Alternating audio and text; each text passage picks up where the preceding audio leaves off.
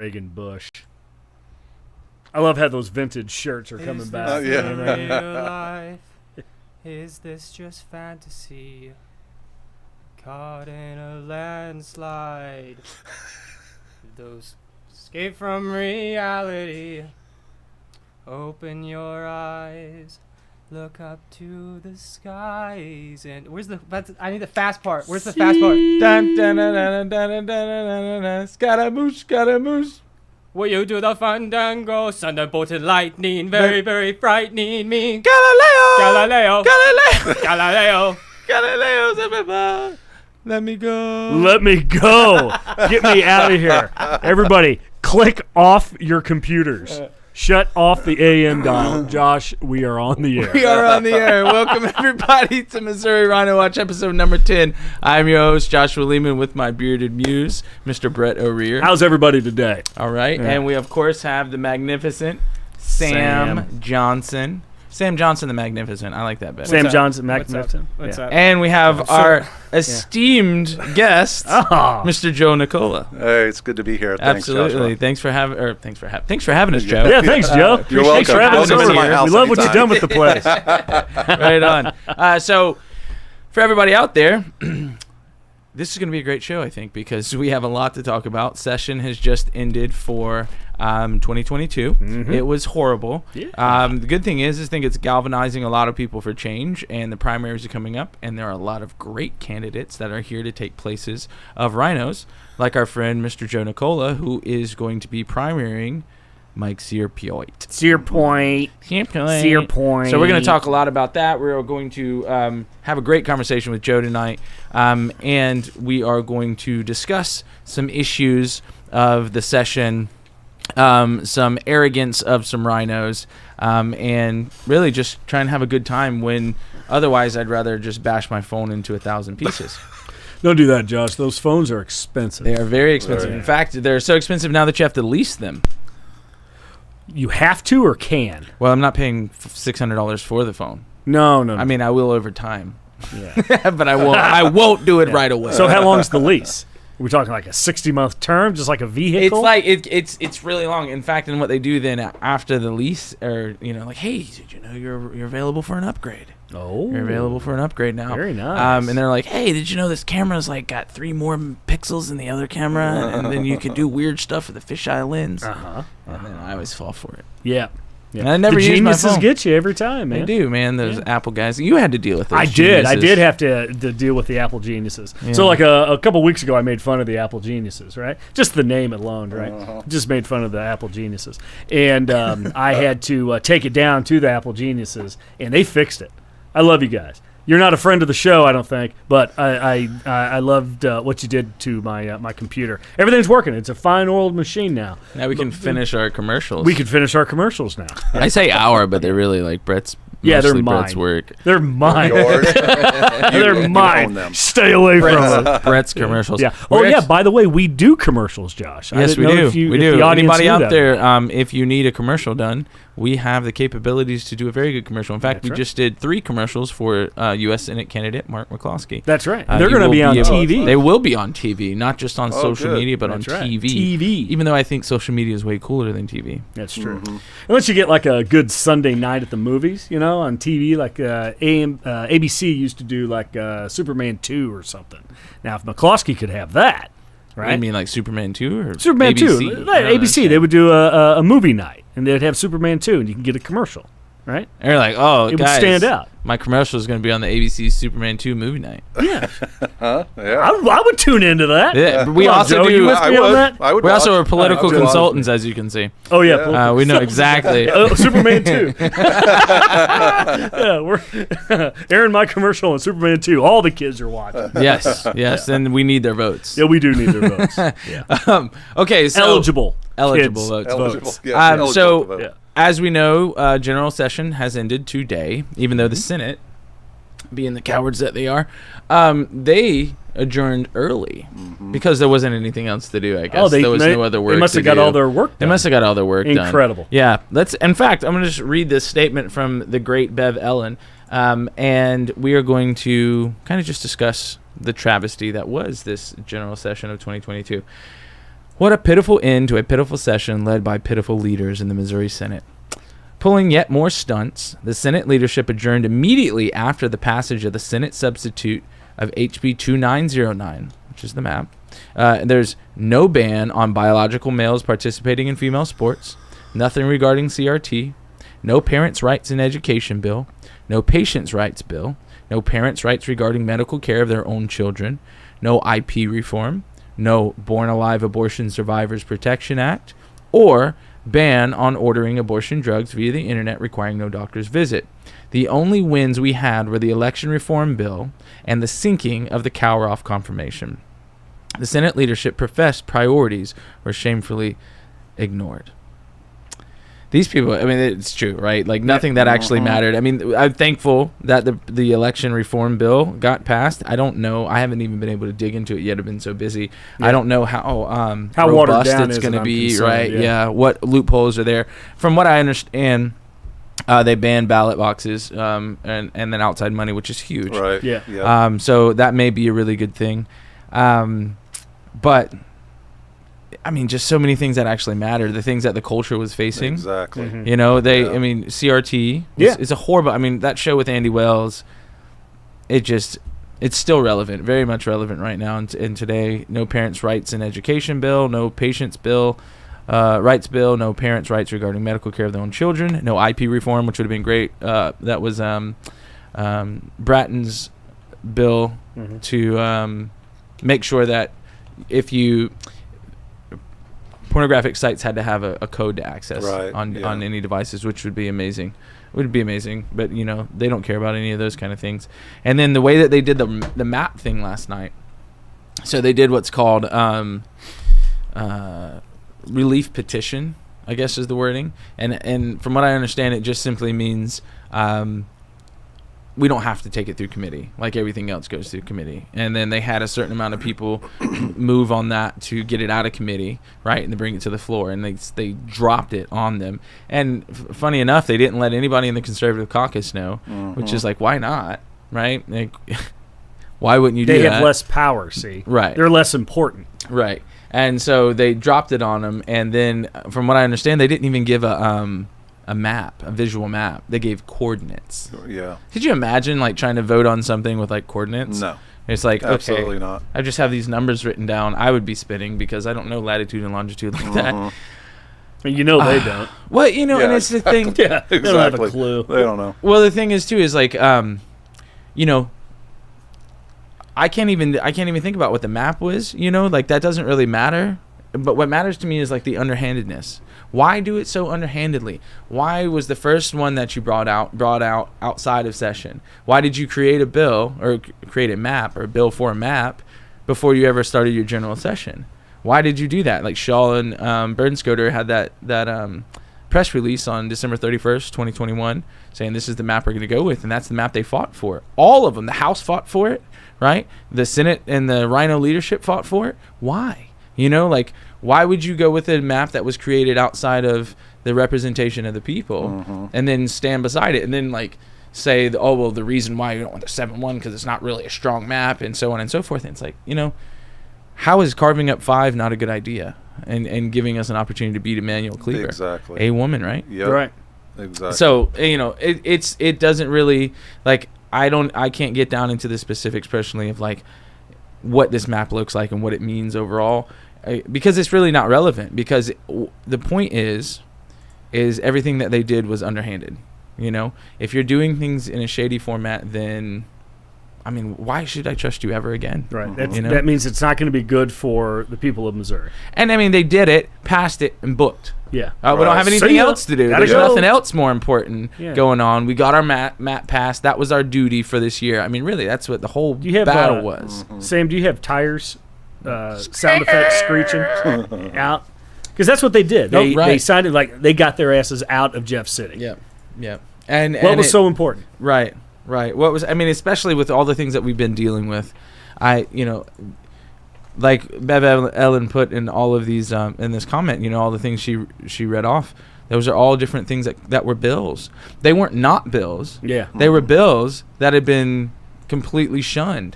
And if you're so free to do what you need to do that you can go home a day early, then you had plenty of time to have committee hearings or, hey, relief petition and bring these things to the floor and let's get 3 or 4 more bills passed. Exactly. But no, they decided that they got their job done. Right. Now I'm I'm not that informed, Joe. So correct me if I'm wrong. But state senators, they work year round, right? So they can get a couple days off. Is that correct? No. Justin? Well, they don't. They're just in session from January to middle of May. Right. They can be called back. But they can be called anytime. Interesting. They're so still 5 months they have to be there. 5 months. 5 months out of the year for for the most part. Okay. I have to be at work every day except Saturdays and Sundays. I'm sure you guys do as well. Yeah. What makes these people so different? What makes them more important that they don't have to stay for that full length or for, a little longer to get stuff done? Yeah, well, I mean, Exactly. Not only that, if you only have to work 5 months, work it all. Work it all. Work every single one of it. Remember, that's when we made the Valentine's thing we were just talking about. It's because they broke and didn't come into session that day because they didn't want to be there for the rally. We never got a thank you for that. I know. That's Not a shame. one person That's a thanked shame. us You for those should. Valentines. That was. Yeah. I mean, I those never are- saw him, but I'm going to thank you for him anyway. Thank you very much. See, that's why we have you on the show, Yeah, Joe. that's right. Joe's a friend of the show, Sam. Can we get that bell, please? Ding. Yeah. Next Valentine's Day, I'm going to give Joe a Valentine's. I'm going to make But it won't be a commitment RINO today. That- No. Better not be. It'll rhyme, but it won't be a It RINO. won't be RINO. I promise. We put roses are red, violets are blue. You look like a rhino and vote like one too. Yeah. And gave it out to Bill White, Bill White. Mike Cierpiot, Yes, the Diet Caleb Coke, Rowden, Rowden. Dave Schatz in the Schatz, bathroom. Yeah. Gas tax Schatz. Gas tax Schatz. Yeah. Tony Lutz-Kammeyer. Yeah. Mm-hmm. Mr. Bean. And Mr. Bean. Yeah, don't forget- and I think- Hegeman. Hey, yeah. Hegeman. Hegeman. No, I don't think we gave him one because he's not that influential. That's right. That's right. That's right. And not That's one right. of them thanked you. Not one of them thanked us. Not one. I mean, That's that is We a solid went- and everything. Hey, it's not like Jeff City's just down the road. I mean, Right. we had It's to go like a couple 2 hours. hours, That's 2.5 hours. We had to fill up with gas. I had to Yeah. eat some food down there. And I had roses. We Make had it up. I had Make my up your dancing Valentine. shoes Oh, on. Yeah, gosh. yeah. You did have dancing shoes. did have my Yeah, dancing you looked shoes sharp on. that day. You Kind of did? like you, Joe, with your Yeah, sport thank you. coat. I know. Thank you yeah, very much. you look Yeah. very nice today. So. Well, I appreciate that. Thank you. Absolutely. If I knew it was a sport coat, I would have worn mine. Yeah. So, and back to things I guess that are serious. I mean, these people are clowns. That's what's really hard for me to even stay on topic. Yeah. So they got nothing really accomplished that the people wanted, even though the people blew them up this year like never before. They got nothing accomplished that we wanted, besides the election integrity or election reform. And I still need to look into that and see what's going on there because I don't trust them to do anything anymore. Yeah. But then also, there's this real weird debacle with the House rejecting a Parents' Bill of Rights amendment, and it's something I still need to unpack a little bit more myself. But the seems to be, and this is what I've started to learn.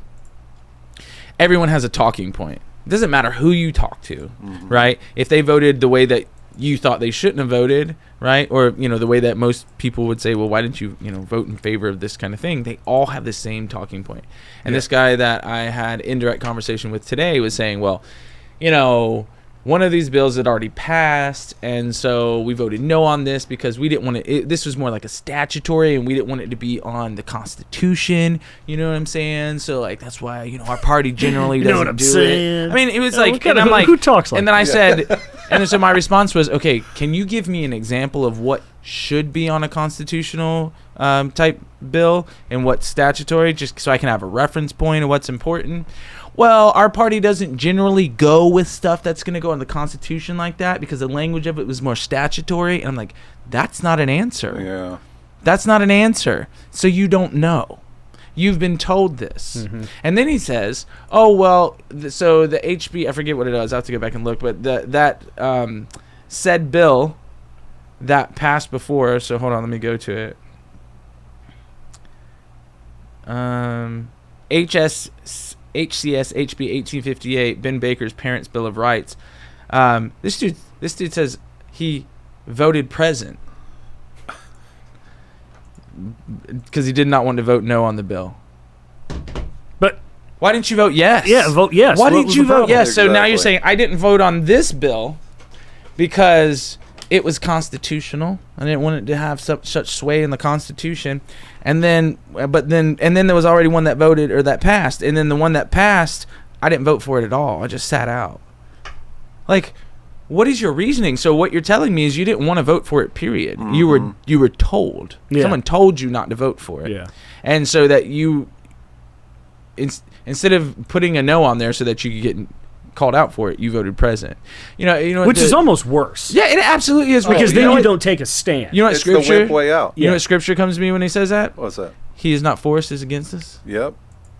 Right? Exactly. So you're not on our team. I'm just over here hanging out. Let your yes be yes and Right. no be no. Right. And it's just like the senators did on that. So Moon brought up another bill or amendment on a bill that would have banned or saved women's sports. And listen to this. It lost 11-16. Mm-hmm. Okay. And why did they? Let's do that math Yeah, real let's quick. do the math. Yep. 11 and 16 is 27. We have 34. Yep.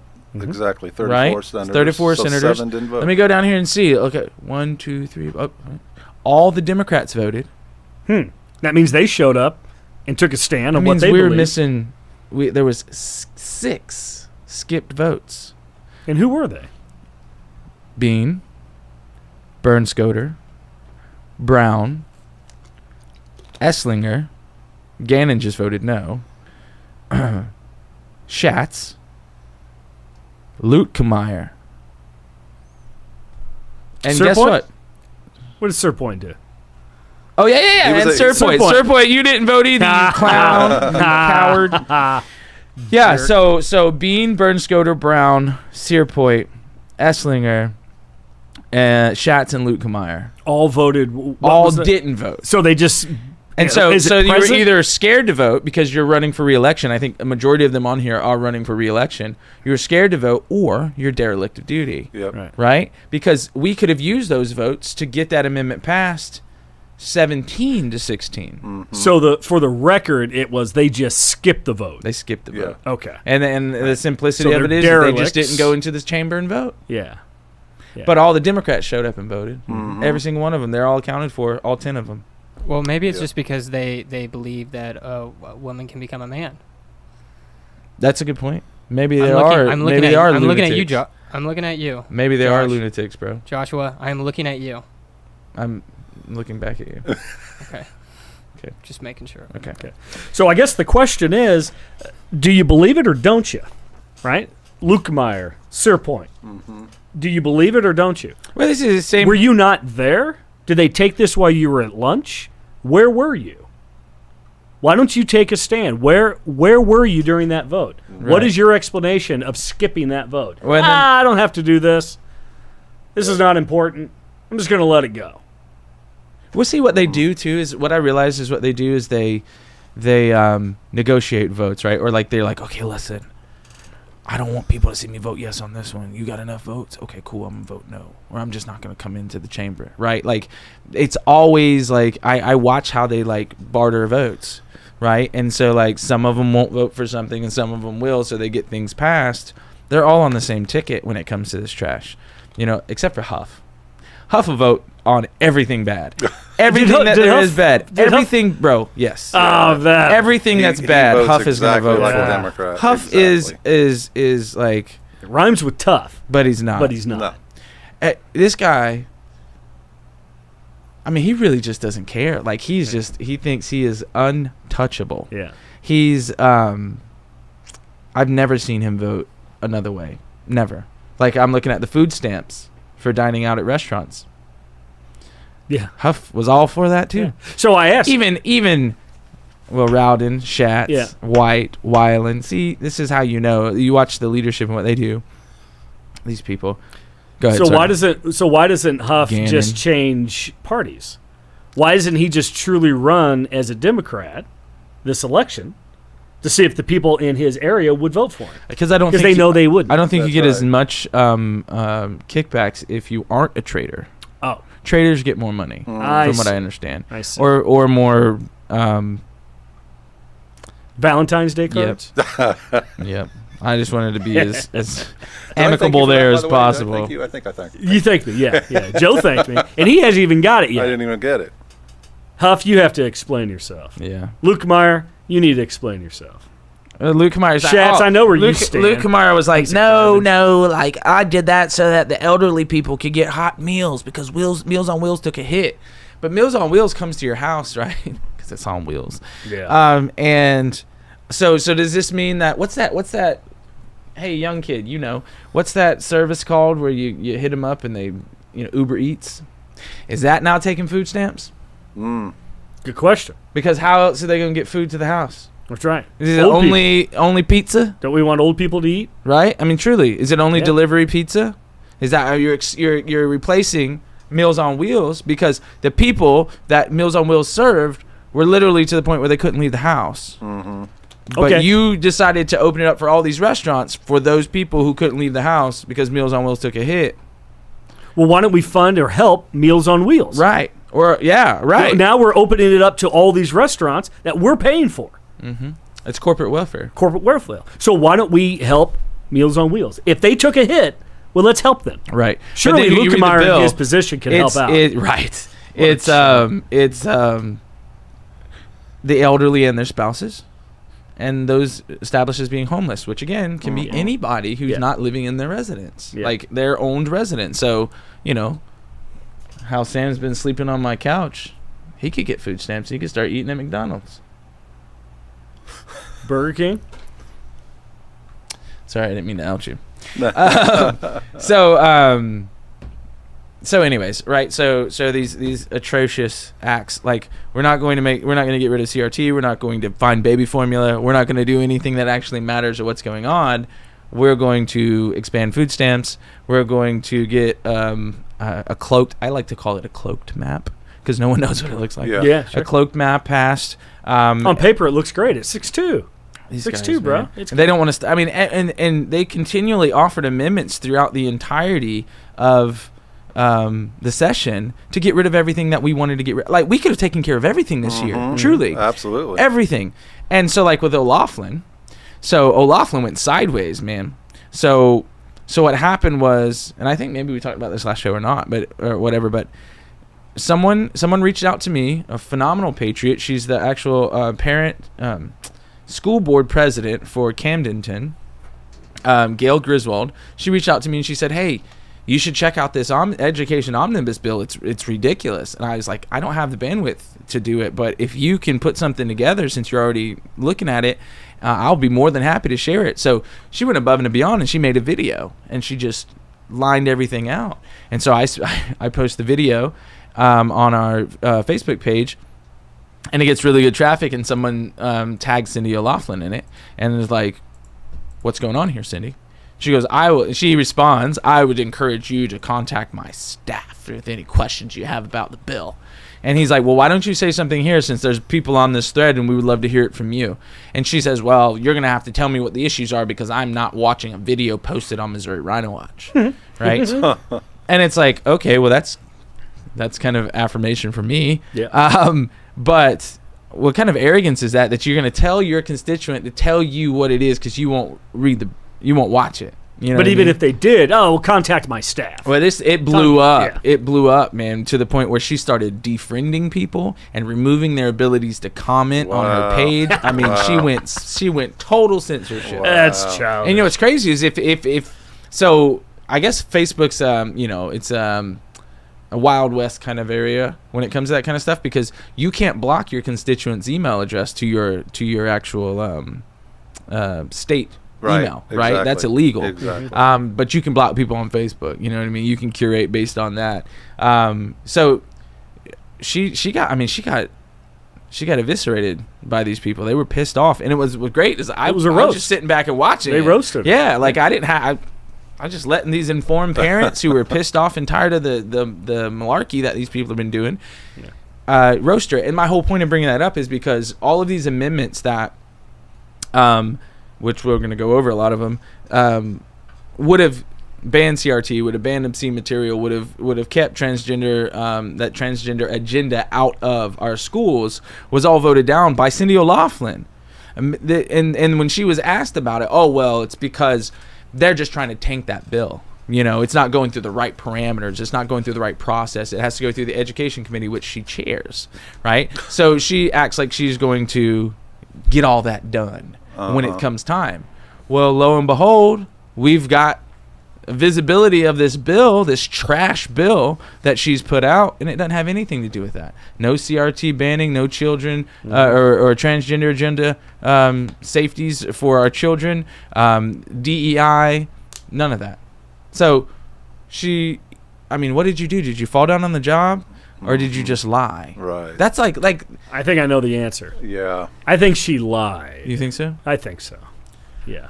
What do you think? That's just one man's opinion. Sure. Right. But there's she a lot of seems like people. a liar. Well, there's a lot of people that think that she has gone to the dark side because they've had personal engagements with her, and they talk to her, and she gets angry and goes off the rails after him, and then bans him, blocks him, defriends him. That is dude, how that's not a good look. No, it's not at all. If you can't explain your position, that's a problem, right? You're an elected official. Explain what you're doing. If you stand by what you're doing, you should be able to explain it. If you can't, there's something going on. Stand by your bill, Right. like you would stand by your man. You know what I'm saying? Absolutely. Because she was a sponsor of the bill, Yeah. and what she did is she got into cahoots with Lauren Arthur, who is a Democrat, right? And they combined their bills. This is the thing. They keep saying, well, if you want... Wait. Have I told that story of how I debated Lauren Arthur? No. Love to hear that. Is it long and boring? No, not at all. Okay, let's go. Short and concise? So, yes. Okay. yes Like yes. Sam Concise? Yes. Yes. So I went to my parents' home. My father is a Lauren Arthur fan, and I was explaining to him how she did not believe, or she believed that women get paid less than men, and she believed the 70-30 split, and it's been debunked. Like, you have to take into account all these other variables. Anyway, I was telling him this, and he said, well, why didn't you ask her? She was just knocking on doors on our street. And so he goes running outside and hollers, because she was made like 3 or 4 houses down. Hey, Lauren! Yes. And said, Lauren, hey, come here and debate my son. Oh, no. So she came into the house, and she was sitting there on the couch with her husband, who is the softest guy I have ever met, because every time I would make a solid point is that he would jump in and go, oh, but no, but it's 70-30, 70-30, 7 cents to the Talking dollar. Talking points. 7 cents, and then I'd have to look at him and say, whoa, cool out. Then it's just me. It's between Lauren and I, so chill out. So I debated her on that, and then she politicked me out of it to where I, by the end of it, I was like, she's not that bad of a person. But if you're going to believe statistics based off of something that's not imperial data. That's my story. That's my story of Super meeting concise. Lauren Arthur.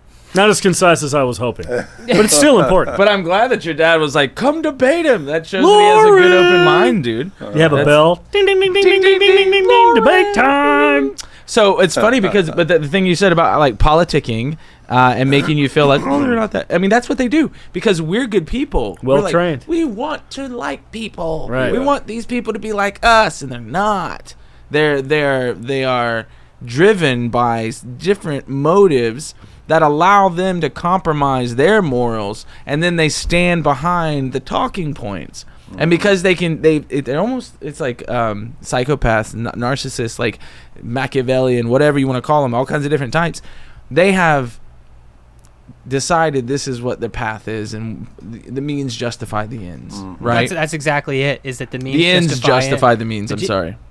Is it, Brett? The ends justify the means because the ends are what justifies you doing. What It's a you do. communist tactic. It is. It actually is. It's a big thing of the Jesuits. That's one of the big things that they say is that the ends justify the means. So that gives them the ability to go to atrocious levels, to do anything they want, anything to get necessary to to make sure said agenda goes through. Yeah, absolutely. So, anyways. I'm sorry she was in your house. Yeah, me too. I'm sorry you let her husband in. Yeah. So they combined these, and then she said everyone keeps saying we need to compromise. This is not the old way, right? This is not the old way. The old way was there was the party of Truman, right, or whatever. When you have a vast majority, what do you need to compromise with? Like, why do I need to give you anything? Right. Yep. Isn't that why we had different parties? Isn't that why I'm here? And I just so happened to have lucked up. We and have a super majority on paper. That's right. And that's what the people elected, and that's what the people want. Very good. Yep. Very well, good. that's the thing. Yeah. So why do we have to go in and start shaking hands and kissing babies with these people? Right. Why can't we just go in and do our job? Exactly. While they're destroying our actual nation. Like, they're actually destroying... It's wrestling. Well, wrestling. it's not they that fight they're on just, they're TV, not and they just, get along in the back. They work together in the back. they're not just destroying the nation, but they're destroying objective truth. Yeah. Like reality. Like, Right. they are taking it and then, Sure. like, twisting it to where kids are now growing up believing that it's actually a good thing to keep your face covered. It's actually a good thing that you should wear a dress when you're a little boy. Right. It's actually a good thing that women take a job, high-paying job, and then get raises to the point where they're 40 and single and lonely. Right. Sorry, that was... No, you're right. It's Babylon. Yes, It's- it's yeah. exactly what it is. It's Mystery Babylon, Yeah. right? You know, it's funny. We It's got a Babylonian system happening. Yeah. Yep. Well, what's the first? I mean, as far as I know, the first central government was Babylon. Yep. Right? Built the tower. Tower They're of going to Babel. overcome the flood. They're going to go to the heavens. They'll be able to do what they want. We're going to make a name for ourselves, lest we be scattered. Yep. Right? And it was like God knew what they were up to. It wasn't like the world was up to it. It was these wicked leaders. He goes, nothing's going to be restrained from them if we don't go down and do something. And what did he do? He decentralized us. That's right. You know what I mean? Yeah. So he set us free from all that kind of stuff, and that's the kind of thing that Sam's pointing out too, is they're creating that culture. And like Andrew Breitbart, love that guy, said politics is downstream from culture, right? Because culture is what actually transitions and makes people want certain things and so on. And I'm also learning too, from a media perspective, it's kind of scary, is that people will believe what they want to believe as long as it comes out of somebody's mouth. Like, if it comes out of a speaker box or somebody else or doing somebody, they're like, yes, that's the truth.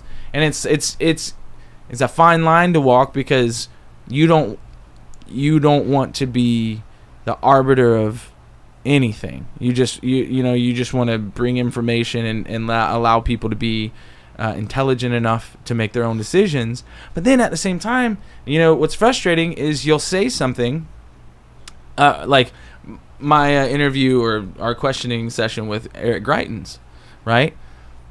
If I would have just told people, here's my question, here was his answer, it would have went over most people's heads, because you have to then unpack what he says and understand what that actually means.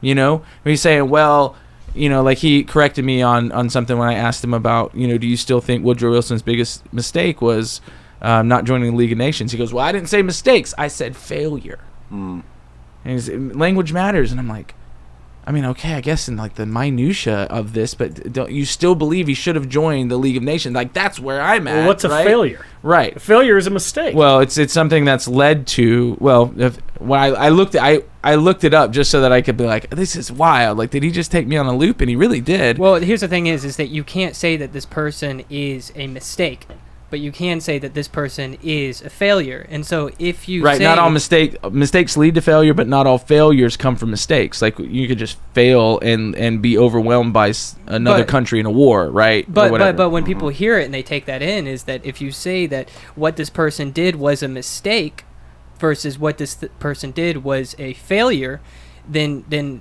70% that is... I don't know how much I want to go. I'm about to say low IQ. Can I say that? Yeah, you on your show. Yeah, you can say that. We on my show we get a little bit more dicey, but the low IQ people take in that you just called this person a failure, and so he didn't want to say mistake, or he didn't want to say failure, but he wanted to say mistake, because the low IQ wouldn't take that as this person is a mistake, because to say that person is a failure, that's bad. But so actually he was saying that it was a failure, though. He corrected me from mistake to failure. Oh, then maybe that he is an asshole. Yeah, well, the point being is that he distracted from the question with a very minor detail of saying, "Oh, I didn't say mistake. I said failure." But my point of the question was, do you believe he should have joined the League of Nations, which is a globalist mindset, right? Mm-hmm. Well, he was able to sidestep that because this is what he says. Oh, I didn't say that. You said it wrong. So now my question is invalid. Yeah. You know what I mean? Right. And then what was the other things we were talking about? Being at the climate change forum, change thing, yeah. Talking about, so what he did in the climate change forum, he talked about the movement, the transportation of gas as logistics on a battlefield, and that's one of the most vulnerable areas for the military, which makes sense, right? Mm-hmm. Because you're moving logistics. You have to. You can't. It's not. You can't have all kinds of these different ways. You normally have a specific route, especially if you're in rough terrain or whatever. But he was there saying that moving gas was a problem, right? At a climate change forum. He was there with his talk supporting the climate change forum by talking about the gas, right? So could we not infer that he was supporting that agenda by even being there?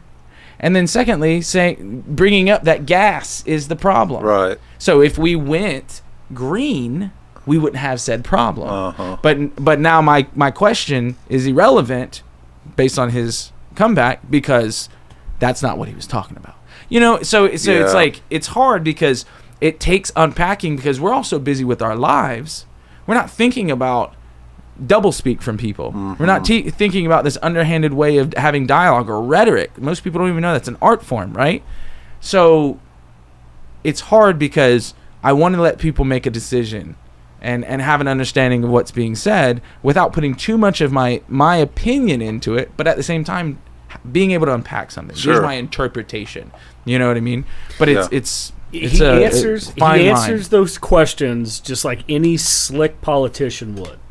Which immediately, if anybody who's paying attention, your guard should be up. Yeah, he really did. Well, so when we asked him too, so he took $1.3 million from the Clinton Foundation for his Mission Continues, right? Right. In 2013, he's a Navy SEAL. This is 1 year after Benghazi. Am I crazy to think that a Navy SEAL who just had his brothers killed by this atrocious, this evil woman and what she did, then takes money from him? Mm-hmm. And then he said, I can't remember the specifics. Yeah. $1.3 million. You don't remember the specifics of that? And what do? Just send you a check and say, thanks for all the good work you're doing? Is there an application process? Sure. Does any of us actually believe that the Clinton Foundation gives money away for free? Right, exactly. No. Yep. So it's just those type of things that are really, really unnerving. Is because you have to. There's a line. You have to be able to unpack things and talk things out so people can have a rational thought and conversation. But you don't want to influence the way somebody thinks. Mm-hmm. You know what I mean? Mm-hmm. So it's just it's a learning curve, but at the same time, it's a necessity. Mm-hmm. You know what I mean? Yeah. Anyways, you have your letter from Pouchet. I do. Yeah, it was more of a newsletter. Oh, okay. That he sent out. So this is from Sean Pouchet, which is a representative in Platte County area 13. Yeah. He's my personal representative. He's not yours though, is he? Isn't it 12 yours or 14 years or something? 14's mine. 14 years. Yeah.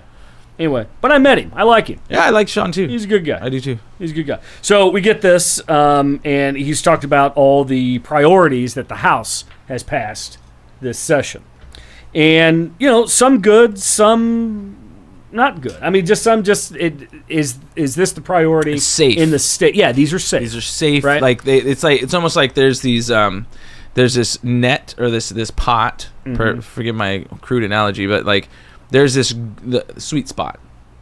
We can do these things, and still look like conservatives, right? But ban and CRT, you know what I mean? Not saying for Sean, but in general. Sure. Like Tony, we're going to refund the police. We're going to make sure that the tax assessment's capped. Oh, great. What about all the other stuff? Mm-hmm. Right? Like, why aren't you going to war for the... Like, he's like, I figured out all the safe things that I can say I'm doing. Mm-hmm. And that way you'll be like, hey, he's doing something. But you're really just kind of like in... just in the middleman's land. You're just kind of like doing the safe You're stuff. doing That's the cool, you're man. doing- But let's talk about the things that are actually plaguing our state right absolutely. now. It's called low-hanging fruit. Yeah. There you go. Politicians are Yep. great at doing that, and Yep. that's what they've done, right? You can do everything that was on that list, and make sure that the cops are paid. Yeah. Bring down. Well, you those left tax early. assessments. Yeah. You left early. You clearly had everything all done. That's all you needed to do. Bunch of Yeah. jack legs. So there was some good stuff on here. The tax relief from Missouri taxpayers, HB 2090, will provide substantive tax relief in the form of a one-time economic recovery tax credit for Missouri residents who paid personal income tax in the state of, or in for the state in the year 2021. So married couples filing jointly received up to $1,000 credit. The credit limits to taxpayers earning $150,000 or less for an individual, or $300,000 or less for a married couple. So you're going to get a tax credit, but it seems like it's peanuts compared to what we truly pay Right. in taxes year in and year out. This is something. It's like an sure. appeasement, you know. It's very much. It felt like an. Look what we got. Feels like an appeasement. You know. Yeah. Yeah. Election integrity, congressional redistricting. We've all went through that. Protecting property rights. Right. That's a good thing.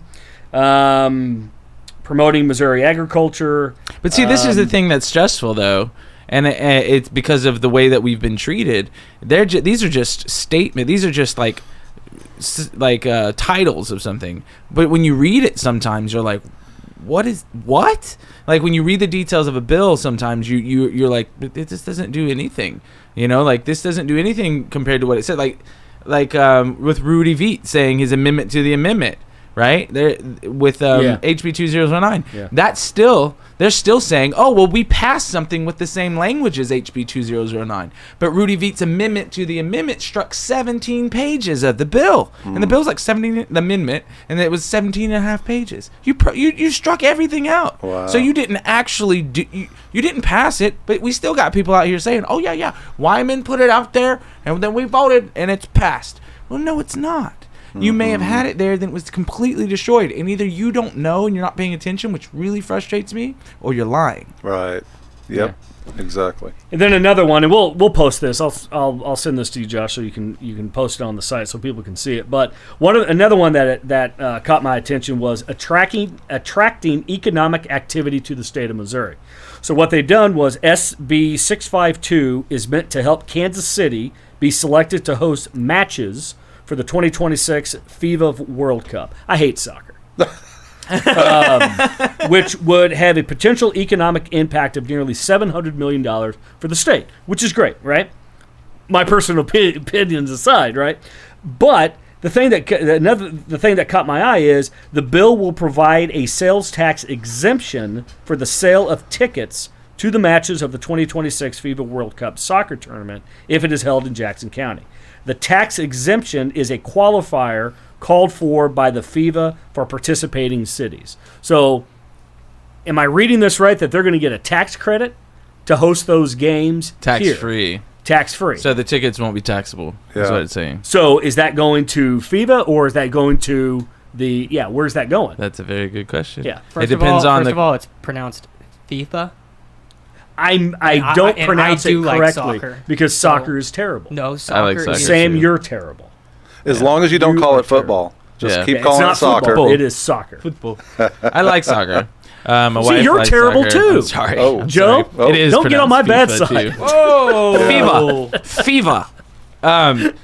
So what you would have to look at, right, or what we would have to find out, which we're not going to actually look into it, but what's the contract FIFA has with the vendors? Yeah. Or the stadium. Are they saying we want all the money? Yeah. Or are they saying Yeah. whatever? But yeah. Well, I'll tell you why they're doing it is because you look that way. I look this I know. now.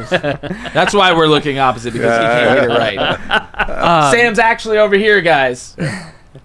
So, the reason why they're doing though is FIFA is going to get all of it because FIFA has to pay the women's soccer team as much as they pay the men's soccer team, and they can't afford that. They cannot afford that because of the ticket sales that are coming in, and so likely FIFA is trying to come in and tax these people to make that money back, and that's true.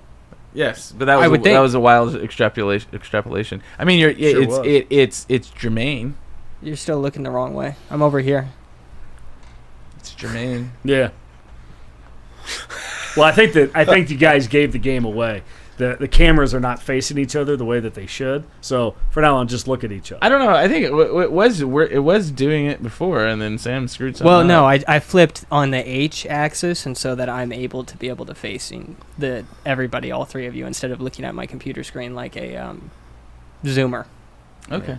So correctional center nurseries was another What is bill that was correctional? passed. Correctional center nurseries. Would anybody like to take a guess of what that is? I have no idea. Did you look that up? Nurseries in the prisons. Nurseries in the Yeah. prisons.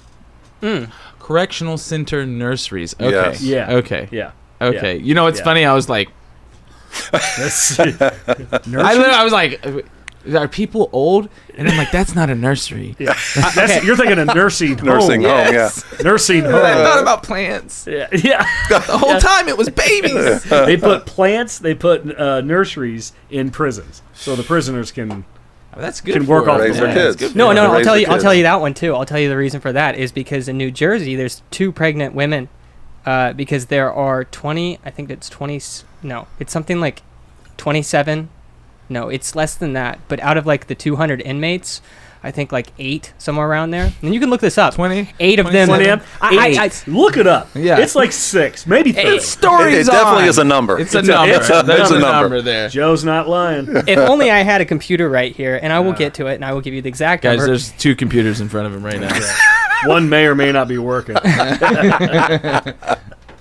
What I'm saying here is that there are a bunch of women at this women's prison, and of those women, there's something like 10 or 8, I don't know what the number is, transgender Whoa. women Okay. in that prison. Okay. And there has been 2 that have gotten Lucky pregnant. prisoners, boy. They got it. They know. They were like, man, we're getting out.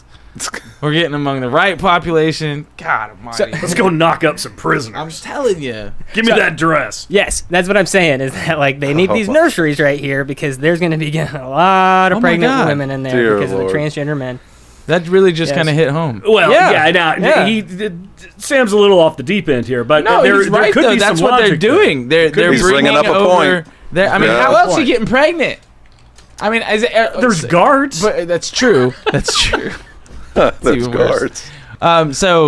But that's a good point. Like, is it that serious that you're coming in pregnant and you're like, oh, well, you know, what? Are there a lot of pregnant women about to go to prison, and we need a nursery for them? Right. So Is that a big problem in the state of Missouri, Or there's a lot of is it a problem that's coming up? transgenders that are going to be moving over, and they foresee an issue. Wow, that's a pretty, most of Okay, this stuff okay, has here it been is. It rabbit says right trails, here, but- after 2 women incarcerated at New Jersey's only female prison became pregnant following sex with a transgender prisoner. Governor Phil Murphy said Monday that troubles with properly segregating prisoners at Edna... Well, you can't segregate them now. Oh, No, you can't do that. Why'd you even let them come over? Why'd you even let them come over? I thought they closed the prisons down because of COVID. I don't know about that. No, they did. They let a lot of prisoners out because of COVID. Oh, is that what it was? They let all their goons out for Uh-huh. COVID. All right, where have we gone? Yeah, we have gone off the deep We've end. gone off the deep. Keep reading your email. No, that's as far as I wanted to go. So with the whole the tax credit, Mm-hmm. this is what's funny. When you brought it up, I was like, oh, that's cool. But you know why I said, oh, that's cool? Because it's not in my purview. It's not in front of me. It's not something I actually care about. Like, I would actually say, keep your tax credit and do all the other things that would have made our state better. Quit taxing us. Oh, yeah, that would be awesome. But How about I'm the just gas saying, tax? How about How getting about rid the of the gas gas tax? tax? Yeah. repeal the How gas about getting rid tax. of personal property tax? That would have been amazing. We Yeah. now know that we can, Yeah, Yeah. right? Even though it didn't get passed. yeah. Senator Bratton was on here, and he introduced to get rid. He couldn't get rid of it 100%, It's but 0.0001% yeah, is what he changed. So it can his be done. District Yeah. to. it can be done to get rid of that personal property tax, Absolutely. which It never needs to. should have been legal No. I hate ever. it. Well, It's the ridiculous education tax. omnibus bill had a property tax for solar panels. That's one thing that it had in it. And what People are company is that crazy. money going to? I don't know. They're crazy. Anyways, okay. So last thing we talk about, and then we're going to move into the conversation with Joe, is the House Bill of Rights. So the Parents' Bill of Rights that wasn't passed, and this is the reasoning they're saying is because we don't want to put it on the Constitution, right? And so this is what frustrates me, because I try to ask people, what's the difference? What is statutory type of language and issues, and what is constitutional? And to me, if you think about it, the Bill of Rights, the United States Bill of Rights, that's something that you want to last forever, because those are inalienable rights that shouldn't be infringed upon ever. Like, Absolutely. they transcend time. That's right. So you're telling me that God-given. a parent's rights of having transparency in schools, be able to know what you're teaching my children, to understand what the curriculum is and the literature and all this other stuff, that doesn't transcend time? That's not something that should be staple to the foundation of Missouri's laws? So that was their reasoning, is, it's not that important. So let me just read you a couple quotes from this article. So, I haven't seen one parent come up here and complain about anything that's going on in the school system. Really? Yeah. He was especially off that where day. I Yeah, am. he was This off. was Yep. this was Rep. Marlene Terry. She's a D from St. Louis. I didn't hear anybody in committee come up and complain about anything. This is something personal. Like I said, we're not on TV where we're promoting our campaign here. We're talking about children's lives. These people. Well, they use the same BS talking points year in and year out. Now let's hear about Rudy the Rat. Rudy the Rat? What did Veet Rudy the Rat say? told House members he was for parents' rights in education, but said a constitutional amendment wasn't appropriate. This book is too big, Veet said while holding up a copy of the Missouri Constitution. Everything that we are talking about doing is in the books or can be done by statute. It's time we exercise restraint. Same guy who struck 17 pages of the Medical Freedom Bill. Veet also disagreed with the argument the Constitutional Amendment was needed to ensure the rights of future parents. Quote, "We are not smarter than they are," Veet said, who stated he knows his grandchildren's teachers. "They probably will be smarter than we are. They can adapt to the time and to the situation easier than we can project it out into the future." Rudy the Rat.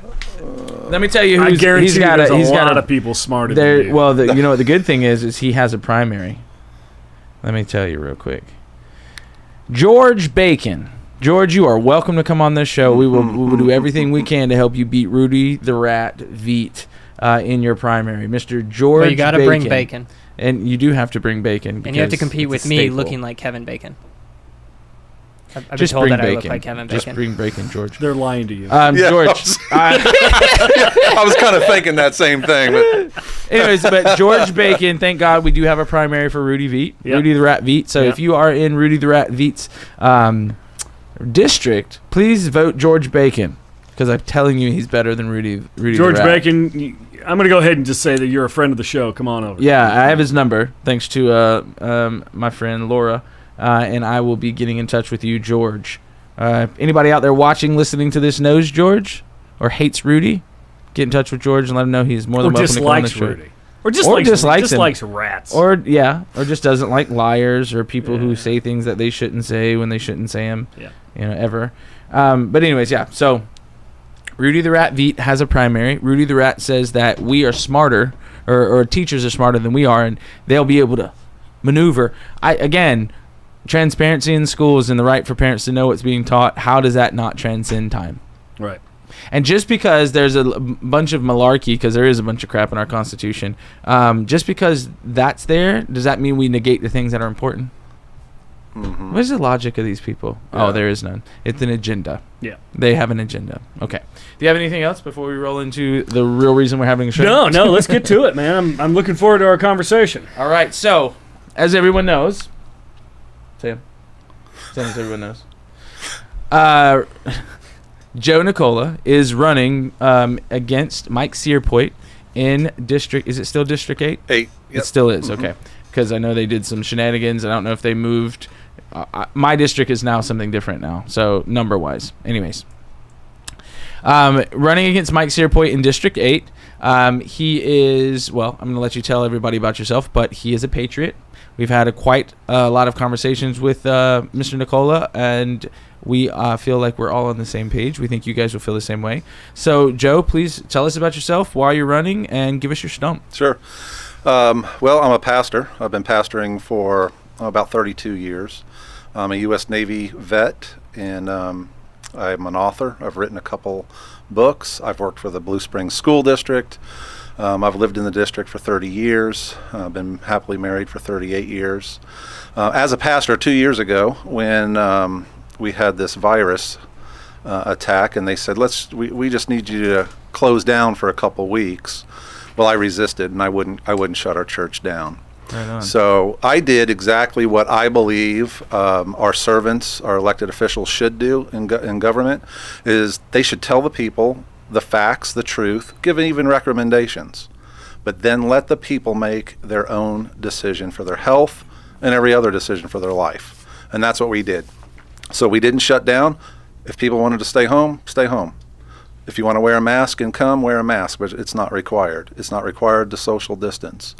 And that was really pretty much where I drew the line. I lost some pastor friends because of that, and a lot of the groups I was involved in were involved in social justice and BLM, so I had to resign from some of these groups and get back, because I'm not going to be helping to promote any of that nonsense, and it's really Marxist propaganda and ideology. And so I found myself, Lord, what do you want me to do? So I just started going to some of these Republican meetings around town, and with no plan to run at all, just to see what people are talking about, what's going on in the community. One thing led to another, and it just dropped in my heart. I just knew I was compelled that I had to run for this Senate seat against a guy that votes like a Democrat. Yeah. And we need to oust him. And I stand for freedom. I took a lifelong oath as in the military to protect and defend the U.S. Constitution and this country. It's lifelong. I'm too old to run around and carry a gun in the military anymore. But this is one way I can serve my country. I've been a pastor, like I said, for 32 years. I've been serving people. I've been serving families. And that's what elected officials are. They're servants. The word leader's not even in the Constitution. It just frustrates me when I hear people referring to our elected officials as leaders. They're not our leaders. Now, do they lead? Yes, but they're not leaders. They're our servants. We hire them, we pay them, and we can fire them. Right. And that's what elected officials should be servants of the people. That's what I've been for most of my adult life, and that's what I'll continue doing. Some of these things you guys talked about tonight's ridiculous. There's no way men should be playing in women's sports. Absolutely not. Now, Roe versus Wade, that didn't come up yet, but if the Supreme Court kicks that back to the states, which it looks like, we're going to need some strong people in state governments all across this land to shore that up. Right. We're basically at war in our country. We are being hit on every level, every sector. The church is under attack. The business is under attack. Government is a disaster, and we've got food shortages coming. We've got so many different things. We've got a programmable digital dollar coming, and if we don't have some very strong constitutional conservatives with a backbone that understand the bigger picture and have some wisdom in what they can do, because I think we can, if we have enough constitutional conservatives in the legislature in Missouri, we can shore up Missouri and protect Missouri. I believe that. Agreed. So that's why I'm running. Awesome. I'm compelled to do this, and I'm doing it. So, right on. And we're gonna get him out. Good. Well, that's actually very heartening. That's fantastic. Yeah. I just got to say that the first part, because there were a lot of churches that bowed down to the government. There was.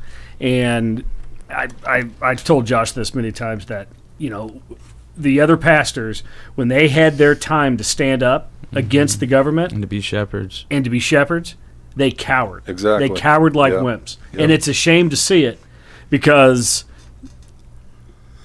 government will never shut down my church. It will never shut down my church. Right. Well, the government came and shut down your church, and you shut it down. You let it happen. Exactly. Right. You let it happen. Yeah. Well, that's the thing. Like one of the biggest things, a tree by its fruit, right? And I appreciate the fact that you're not coming here with just hollow words. You've actually stood and you've done things already. You stand for these things. Tell everybody about what your campaign kickoff party was featuring.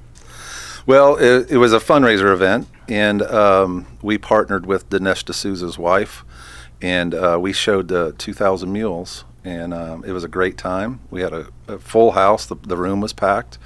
It was a lot of fun, and the movie was very enlightening because now there's not just data. There's not these graphs on a computer screen, which could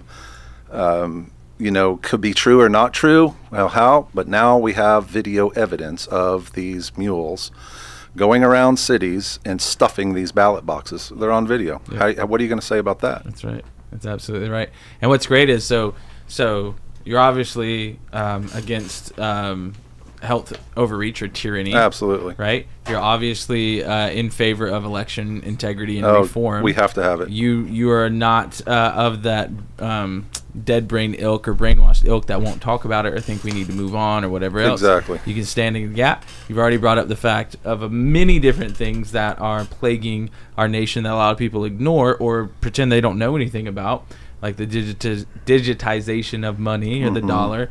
Bitcoin, baby. Well, it's not their Bitcoin, but Right. Bitcoin would be great, but this is, anyway. Not centralized. Anyway, Sam. Not centralized. Not centralized.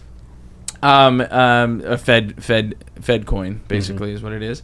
Talked about the food shortages, so you are aware of the World Economic Forum. Absolutely. You're aware of Klaus Schwab and all of his villainous activities. The transgender movement is obviously something you're opposed to. Yes. The CRT. I mean, you're kind of just checking off boxes for us here, aren't you? Yeah. Yeah. Well, and I'll just mention about CRT because that's a big topic, right? Everybody's talking about it. It hit, the news, a year or so ago. And CRT it's really, critical race theory, it comes from critical theory. That's a Marxist ideology. Frankfurt School of Thought. Exactly. Yeah. So he's educated, guys. one of the things when you talk about critical race theory, some people they don't teach a class of critical race theory. Critical race theory now is weaved into everything. It's weaved into our textbooks.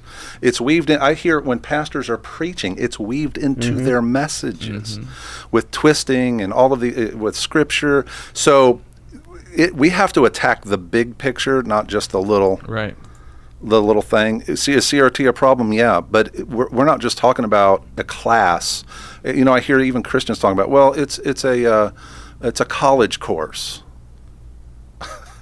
No, this is weaved into everything now. Yeah. Well, Andy Wells was talking about it's CRT pedagogy. It's the way they're actually training teachers to teach with that lens. That's exactly right. What you're saying is phenomenal because that's the truth. It's not just it's not a curriculum. It's not a lesson plan. It is a thought process. Yeah, it's a worldview. Yes. Now, it's the word game again. We're not teaching critical race theory. Critical race theory is not in the curriculum. No, it's not. But the way you think, the way you teach, the way the words you were saying, it's looking for bad in everything. That's really what it is. Everything. Yep.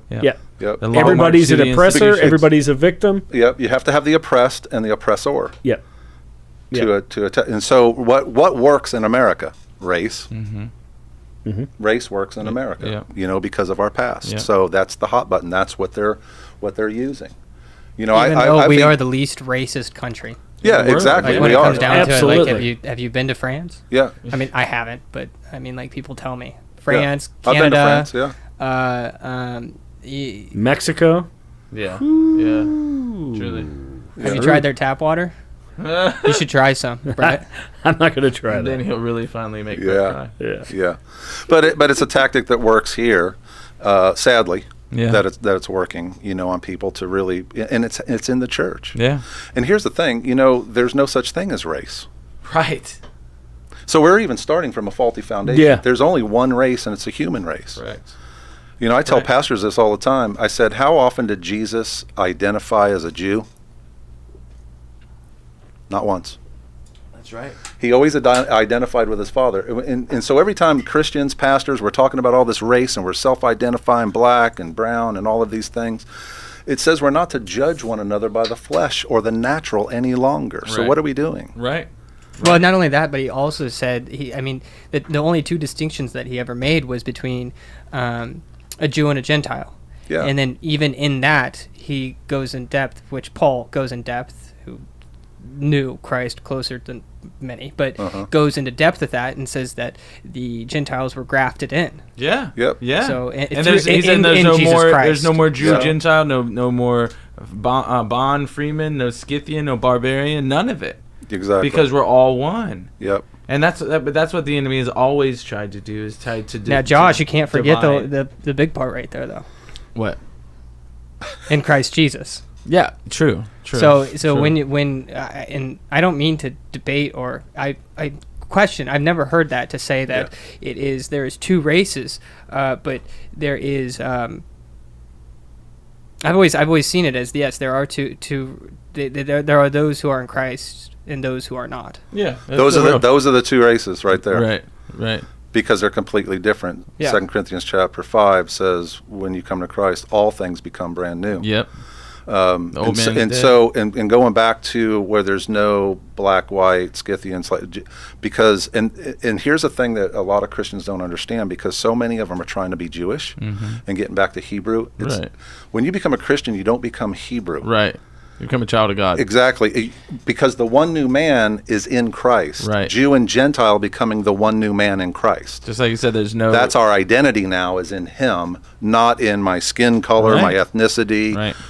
you But just know. how it talks about Abraham, there's says not every person born of Abraham is the seed of Abraham. It's not the child of Abraham. Yeah. It's what they believe. It's their heart. It's what they want to do. It's where they want to go. It's where they want to take Right. it. And that's what's so crazy is, though, the whole reason we have the freedoms we have today is because Jesus died on the cross. Exactly.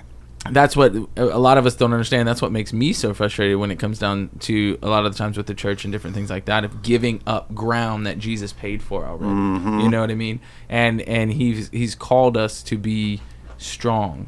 You know, Ephesians 5:11, which has given me the strength to do this show, because it's not, and this mission, if you will, have no fellowship with the fruitless deeds done in darkness, but rather reprove them or expose them. Exactly. It's a commandment. Rebuke the oppressor, set the captives free, right? Stand in the gap and be what we've been called to be.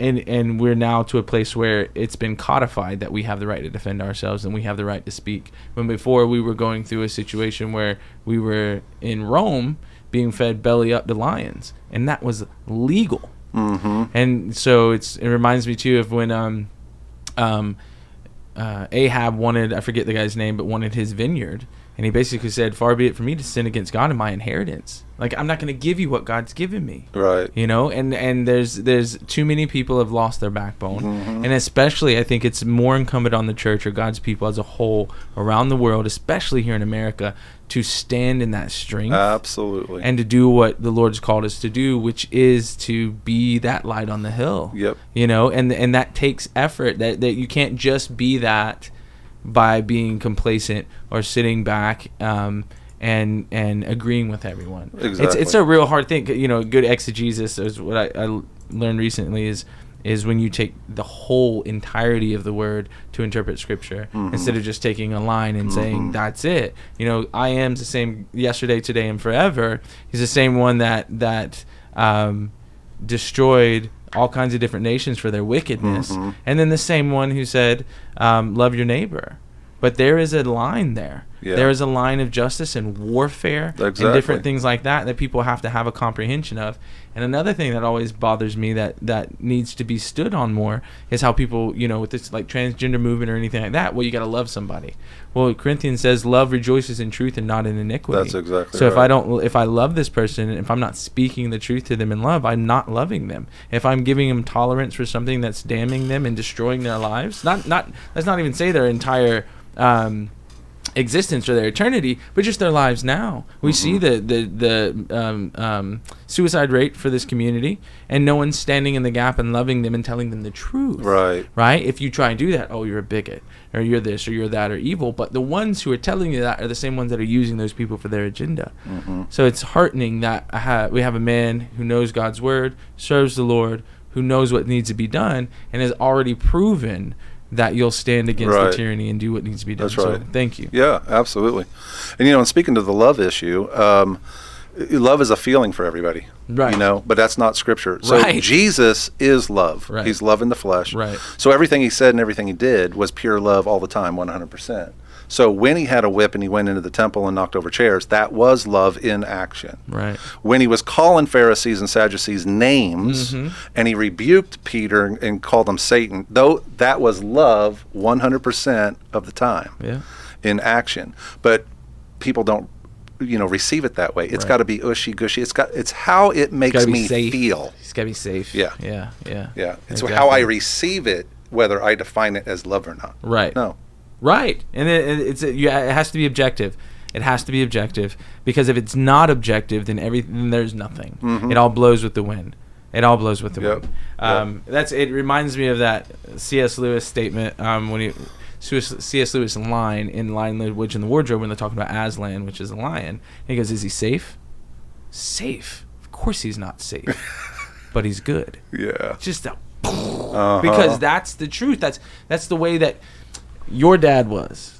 He wasn't safe. Did you get the fucking recipe wrong? You know what I'm saying? Like he's not safe, but he's good. You know, and that like we, as men and as women, as a whole, as a people, we respect, we desire, we want that strength and that love, because strength is the only thing that protects us. Because the thing is there's evil out there. Yeah. And to act like there's not is a fool's game. And that's what they want to do. They, the devil goes. It is an epiphany that I've had in the past year or so. When the devil goes away, right? Theoretically, God's just the taskmaster. Don't do this because I said so. Instead of don't do this because the enemy's waiting. Don't do this because this leads you down to the path of destruction. Don't do this because it will hurt you. The consequence of it. He's trying to save us from the consequence. Right. And that's what's been an amazing thing that's happening right now, is because of the things we're going through and the evil we're finally seeing. I'm hearing all kinds of different people say, I'm gone back to God because I realize what it is. I realize what the point of all this is. You know what I mean? And this is to me, this is a so the Lord gave me I think it's Isaiah 56 or 58 6 through 12. Anyways, it's talking about this is the fast that I have proclaimed, is that you would draw out your souls through the afflicted and take care of the people. And stand up against the wickedness, and then you and those gathered with you will be the repairers of the breach and the restorers of paths lost, and you will build up the foundations for many generations. I feel like what's going on right now, you're compelled to do, is the Lord calling you to a place that is as a necessity, and it's kind of like Esther, right, where Mordecai tells Esther. If you don't rise up, God will send someone from somewhere else to do this bidding, because he's already proclaimed it for his people, but you and your house won't be saved. Yeah. And that's what, I feel I would love to be able to go and just hang out in my garden and chill on my property and be with my kids, but I know that something's coming for us if we decide to stand down. Exactly right. Absolutely. Yep. It's wartime. And that's what got you involved. I mean, is it something that you had been thinking about doing even before the pandemic, or the pandemic is the one that just opened your eyes? Running for office? Yeah. No, I wasn't thinking of that. When did you have that? I've had people encourage me to, but that was like, I've got a good life, right? I'm pastor in church. I'm satisfied, comfortable. Because this is a mean game. It ain't fun. Yeah, but I do love my country, and I see. You see, one of the reasons why, and I talk about politics all the time, I have for years, because and why I'm so concerned about politics and government, because it affects the lives of every human being, the unborn and the elder. It even affects the dead, because laws are made by how we can bury them, what we do with their body, what we do with their finances. So, and this is why I don't understand why more pastors aren't concerned about politics and government, if we really love and care about people. So, no, I was not looking to run for office. I wasn't looking even from the pandemic. I just thought I wanted to get out, hear what people are talking about, because they're shutting businesses down. They're forcing masks. They're wanting to force a shot in people's arms. This is not America anymore. When they're doing this, and you come to the church, I got a First Amendment right. There's two parts of the First Amendment that I have as a pastor. And there's no virus, clause there. Right. The freedom to assemble and the freedom of religion. So you're not coming and telling me what to do. And this is not law. It's Right. mandates. Right. And that's That- not a it's not law. law. That's not a law. No. So no, this is it. This is the line in the sand. We're not going here. We're not Right. going to do it. I called our mayor twice. What was his reaction? They would never get. It's a female, and Oh, yeah. thankfully Okay. she's Yeah. out now. Yeah. No, she said she's called me 3 times. And my line's always busy on my cell phone. You need to get call waiting. Yeah, Joe. exactly. I might get that added to my plan or something. But no, so that drove me into looking into just going to meetings, pachyderms. I didn't even know these things existed, Right. to be quite honest. Me and either. And I'm meeting It's people, wild. and I'm listening to what they're talking about. And as soon as they know I'm a pastor, now they got all kinds of, what's a pastor doing here? You know, in a Right. political thing, they're asking me questions. I'm making friends. And I'm like, and they're talking about all these different races and different stuff. And I'm feeling kind of drawn. And I'm like, Lord, I don't want to do that. There's just no way. And I didn't even want to pastor, but that's a whole other story. And so, just one thing led to another, you know, and talking with in conversations, and people were saying, hey, you should run for this, you should run for that. And I'm like, no. But when this one hit, the Senate in District 8, it just dropped. Like, I knew, Right. you know, and my wife knew. And she wasn't for the whole political thing Yeah. at all. Really? And she knew at the same time, and we were in agreement, and it was like, okay, now I know that the Lord said it. Right. I'm doing it. Right. I don't care what people say, Right. what happens. I've had people try to talk me out of it. I've had people call my congregation to work on people to talk me out of it. This is all Republicans too, by the way. Of course it is. You know, all these kinds of things, and it's like, no, once I know that God is telling me to do something, then I'm going to do it. I agree, brother. Period. And that's where I'm at. So Now, has Cierpiot been on your radar? no. In that, okay, so his inaction has probably led you in some ways. It had to have been on your radar at some point. Well, when this came up, I was like, I wonder. So I investigated. Uh-huh. Because here's another thing that Which happened. some people, real quick, sorry. This is what blows me out. I love that you just said that. I investigated. Remember, we just had a conversation about somebody who has no idea what's going on at all. Yeah. Didn't even know 2,000 Mules existed. Wow. Yeah.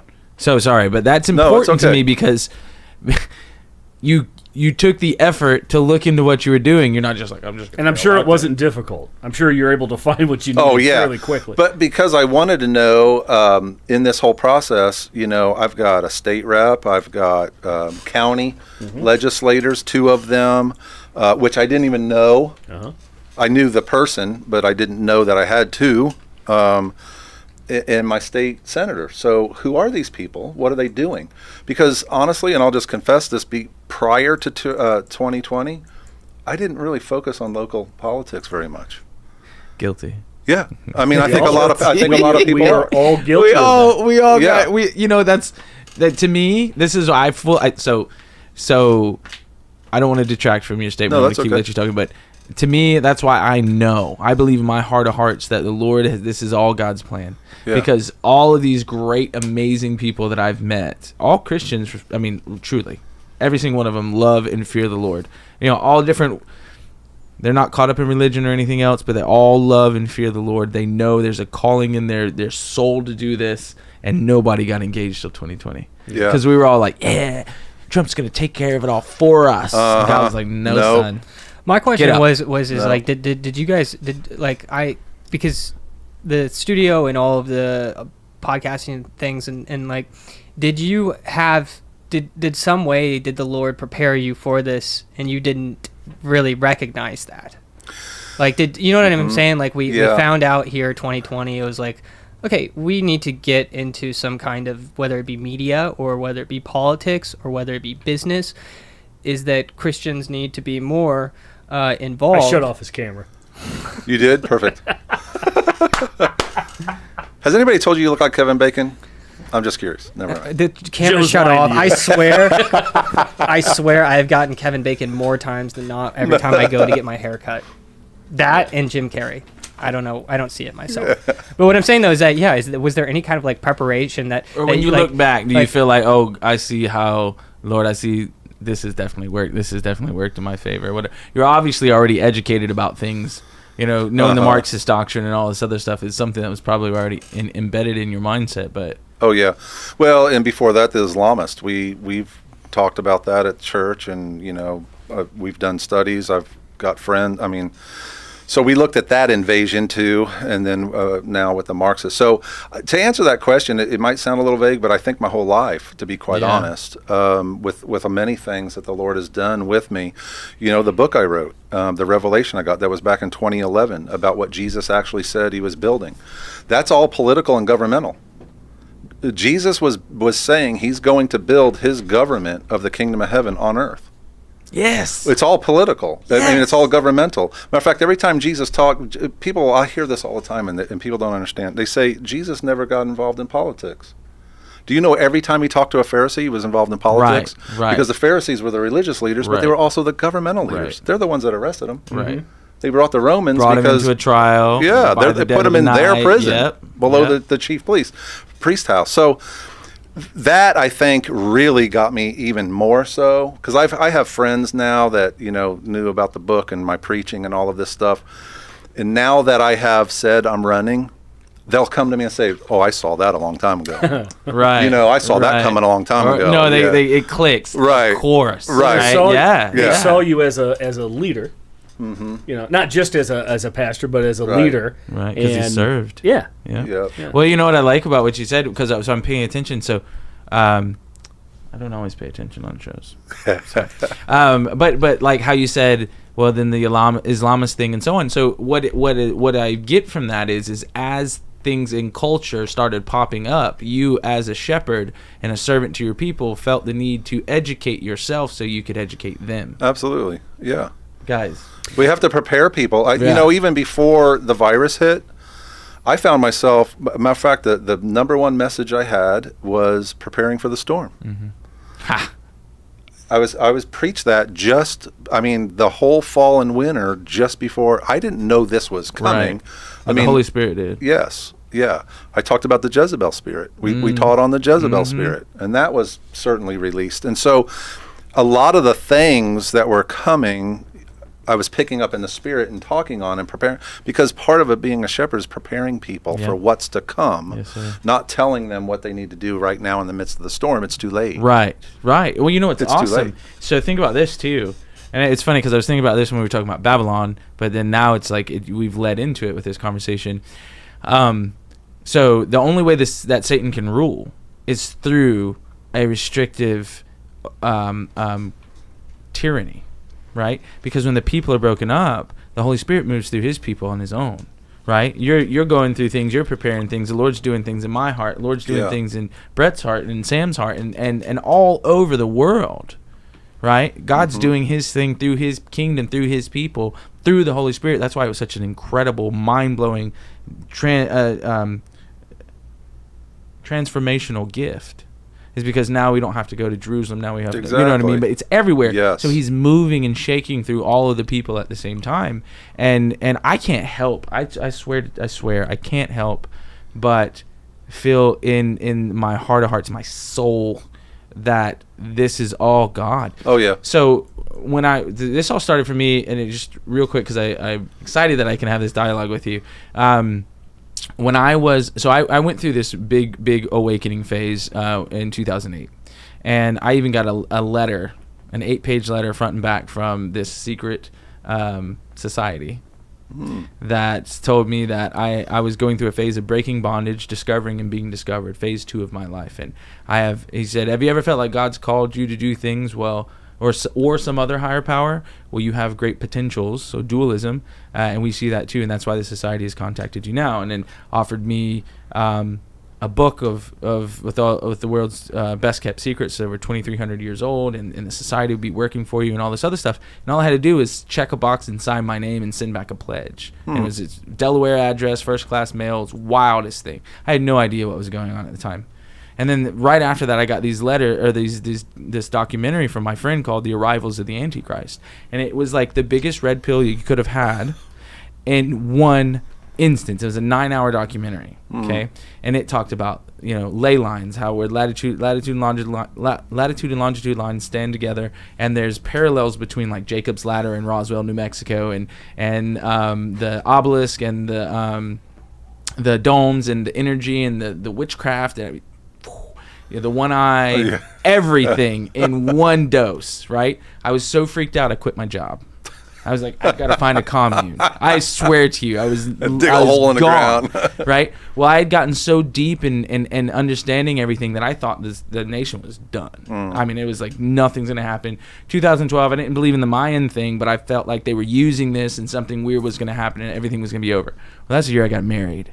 All right? So I thought everything was going. I thought I was going to my parents to bunker down for the end of the world, right? In whatever fashion they were trying to engineer, and I meet my wife and my whole life changes, right? And so anyways, long story short, I'm working in South Georgia at a dealership, married, got 2 kids, Israel and Judah. It's before my third came, and the Lord told me the reason for those kids' names were that he was reuniting his kingdom, right? And so anyways, I'm a green pea at the dealership, so every Saturday I have to drive to the fast food place to get our food because they feed you on Saturdays. And so I'm driving, and it's the same route because it's the same place we get our food from every time. So I'm driving same route, and I start seeing these signs in the yard saying 2 Chronicles 7:14. And I see like 2 one day, and then next week I see like 5, and the next week I see more, and it's exponentially growing. And this is right as the election's kicking off, right? The campaign and everything. I knew Trump was in it. I thought nothing of it, right? I didn't think anything. I thought everything was rigged. It was, done for, whatever. And I started seeing this stuff, and the Lord was just hitting my heart, and I'm like, God, you're doing something.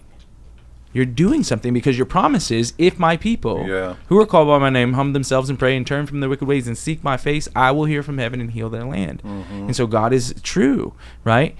So he was doing something, and to me that was a manifestation of what was happening in the spirit realm through his church. And I'm like, God's gonna save the world. God's gonna save the U.S. Oh my God! Like I thought it would, but then I started thinking more about like how he saved everyone, Gideon, right, and the Midianites, and Esther, and everything else. It's always at the last minute, and it's always so that God can get the glory, so that we don't become prideful and fall right into the same traps again. Yeah. And here we are at the pinnacle of everything that creation's ever been through, and he's gonna do it again. But I was hoping that it would be a lot more comfortable, So like in 2020, we're like, yeah, Trump's going to do all this stuff, blah, blah, blah. And then we're like, he lost? How did he lose? We know he lost. Oh, he's definitely going to arrest Biden right before he walks into the White House, right? And then we're like, oh, now we have to do something. Yeah, my father, who, like I said, is a Lauren Arthur fan, I immediately, after the 2020, was it when Trump lost, he... the question was like, what am I going to do now? And like, it wasn't like we're no longer going to be putting our hope and faith in Trump. Right. That was a real wake up call for me because I was like, I just put these glasses on because Sam, what the hell are you doing? So I wasn't sure what to say. Yeah, sorry, Pastor. I've thrown out a couple cuss words already. So you're fine. But I got to say, what the hell are you doing? Okay, good. Because I said worse. I'm about to say worse. Well, it didn't line up with what I was about to just say next, which was like grow up and like actually pull up the bootstraps and actually get to work. Yeah. And that's when I started my businesses. Yeah. Mm-hmm. Yeah. That's when I started my businesses. That's whenever I said, I'm going to start taking the streaming thing seriously. I'm going to actually grow the hell up because I'm a 30-year-old and like a 16-year-old in a 30-year-old's body at that point. And so, and I still even, a 16-year-old's body. I'm like, I intend on to get married. I intend on becoming a part of the church. I become, and doing all these, like at that point, it was like, for a while, and I'm kind of becoming vulnerable here a little bit, sharing this, is that like for a little bit I was like, Trump's going to take care of it. Right. We all thought that. Trump is it. Everything's going to be fine. Trump is not your dad. Yeah. Right. But the thing is you weren't active. We knew everything. We could talk all day long. But then things changed and we realized, oh, we got to do something. But think about how amazing that is, right? All of that encircles into sitting here tonight. Mm-hmm. You running to take this person's seat who has been a derelict of duty, has been feckless. He's let us down. Exactly. Right? You being here and standing with me in this. Sam being amazing. a little weird at times, but mostly amazing. But seriously, I mean, all the skill sets and all the things that brought together, me and him having a media background together. We've been working together for a long time. We work really well together. We have really good banter that's natural.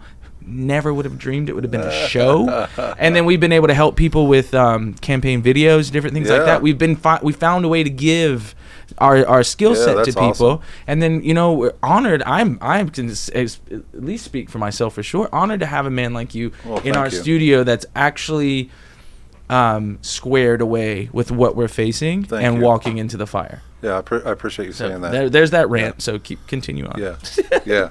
You know, it came to mind. I just share a vision I had a few years back with what you just said. And I've shared this with a lot of different people, and some people it's really helped because, and I think it's very important for now because there's so many things happening. We're being hit from so many different directions. In this vision, it was on a Sunday morning, and I was looking down, and in the vision I saw a net. It was a very thick roped net, and I was just looking straight down in front of me, what was before me. And I was aware there was a group of people around me, and I was just assuming it was my congregation, and we're all busy working on our section of the net. And I heard the Lord say, I want you to turn to the right. So I turned my head to the right, and I looked, and as far as I could see, that net stretched until I couldn't see it anymore. And there were people on both sides of that net working, but seemingly unaware of everybody else. Oh, wow. And then he said, I want you to turn to the left. Same thing. And what the Lord was telling me, he goes, all I want you to do, Joe, is focus on your section of the net. Solid. I've got the whole net. Yeah. And I've got people doing all kinds of things. Oh, man. You focus on what I'm telling you to do, and that's it. Wow. Don't worry about everything. That's phenomenal. Yeah. Because that net's the fisher, catching those fish. Exactly. Where fishers them in is safe. And that's also, I think, too, there's just a massive revival. I hate saying that word because it's been used so much. Yeah. But, I mean, there's going to be the gospel is going to break forth like never before. There's going to be an awakening. Yes, the Great Awakening. Yep. The another one. But I mean, this is going to be worldwide because now we have the technology. We're connected like we've never been before, and this is the first time the world's faced evil together. Mm-hmm. Right. All at one time. And it's something that everybody's going to be able to unite under, and they're going to see. It's incredible. I mean, it's been rough, but this has been an amazing time to be alive. Mm-hmm. I'm curious, Joe. When going back to what you were saying with when you refused to shut your church down, and you lost some pastor friends and everything. Did you lose anybody in your congregation? Did you get visited by the police? I never got visited by the police. We did gain people, and we lost people. Okay. Yeah. Okay. So both happened. The threshing. Yep. So I wanted to know about the police. So you left it open. The cops weren't coming to shut you down. No. So those other churches just elected out of fear to shut down. You gave the option, like if people were afraid, stay home. We'll provide something online or whatever it is. You want to wear a mask, that sort of thing. So that's encouraging to hear because they weren't sending the Gestapo out to shut you down. No, and they weren't going to either. Right. Yeah, At exactly. least that's the way I felt. They weren't going to do it. The fear of man causes a snare. Yeah. But he who puts his trust in the Lord shall be safe. Yep. Yeah. That's so many. It's just so many parallels of Scripture. Hosea 4:6, right? My people are destroyed for lack of knowledge, and because you've rejected knowledge, I've rejected you, and I will forget your children. That's a scary, sad reality of what's going on with a lot of people. And here's another thing, because as a pastor, there's a lot of stresses, there's a lot of pressures, and it really comes from self, but it comes from people. Are we going to be people pleasers? Right. Are we going to keep the truth and not, dance around? Because this is so similar to being in politics. It's crazy. Yes. The more I get into politics, it's the same. There's really no difference. And so, in this manner, at least. And so, to close down when you're pressured by your congregation, I was not, but if you are a pastor and you're pressured by your congregation to do it, then it's easy just to give in. It's just like with money or anything else. And I tell my congregation two main things all of the time. Don't ever believe anything I say because I say it. You need to investigate. You need to find out for yourself. You need to get revelation for yourself. I wrote a couple books. Don't believe it just because I got it in print. Right. Study it out for yourself. The other thing is, and this shifted for me several years ago. I lived before an audience of one. I love people. I like it when people like me. Mm-hmm. But in the final analysis, nobody in this room standing with me on that day. That's it's right, myself and the God, and I'm doing it right now. So that's how I have to live, because every message I preach, getting into politics, everything I do is before an audience of one, because he's the great judge. Right. And I've got to live my life in fear, holy fear before him, because I am standing before him one day, and I'm going to give an account. Right. This is not just a message that we preach. It's real. Right. And it's true. And so I start living my life that way now. Yep. You know? That's that I was listening to the show of the book about Thomas Jefferson, The Art of Power, what we were talking about before the show. And I literally was just thinking, like, they dealt with so many things because of personal gain and influence, and it's just like the answer is always it's just so blatantly obvious for the people who are paying attention.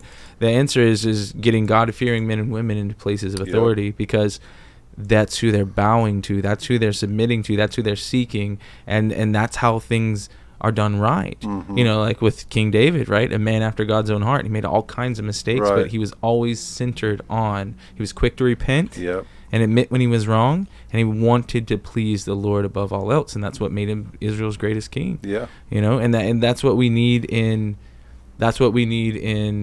leadership all across, not just the country but the world. Absolutely. And I feel like the Lord's allowing us to continue to grow in that. You know, like Trump said it many times, and I think he's a part of all this, but it's if America falls, the world falls. Exactly right. And it really, that all starts local level. Yeah, you know, exactly right. That has me a question before you brought up David, and I'm wondering if whether or not David was actually was he gay with Jonathan?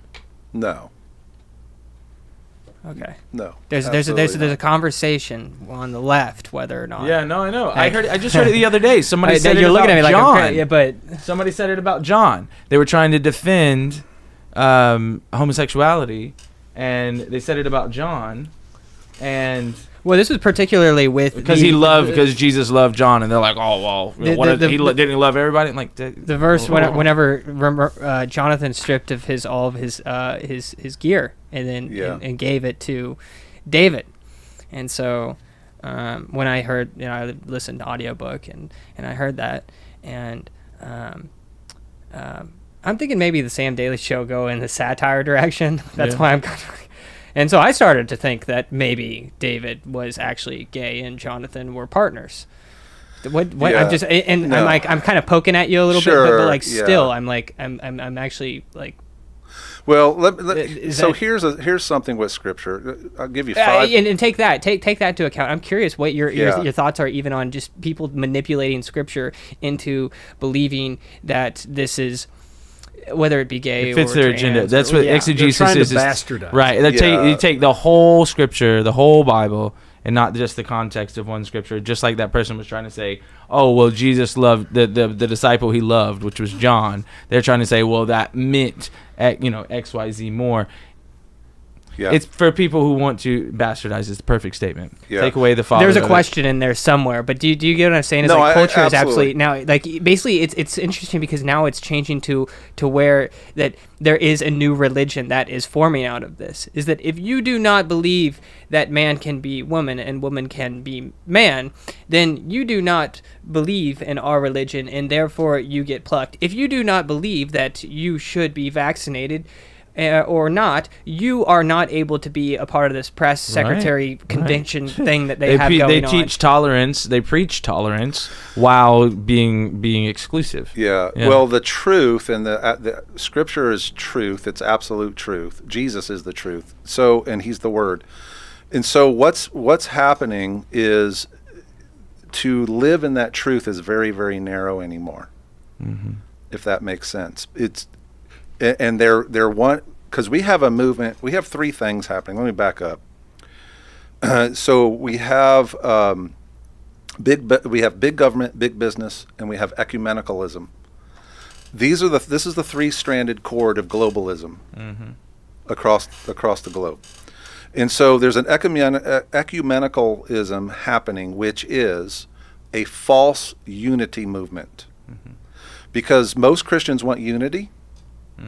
We know we're supposed to love one another. Let's all bring all the denominations together, everything together.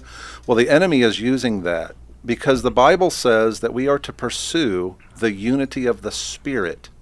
It does not say to pursue a spirit of unity. Ooh, big difference. well said.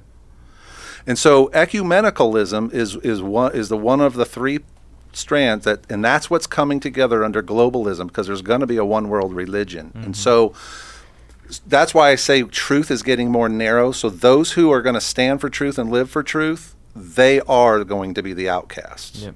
They pretty much are now, but it's going to get worse. Yep. And you have to have a backbone. You have to know what you believe. You have to know what you stand on. So there's always been, there always will be all of this perversion and twisting of Scripture. One of it comes from, just off the top of my head, is people don't understand culture. Right. They don't understand Middle Eastern culture. My father's family is from Lebanon. So I'm part Lebanese. That's a Middle Eastern culture.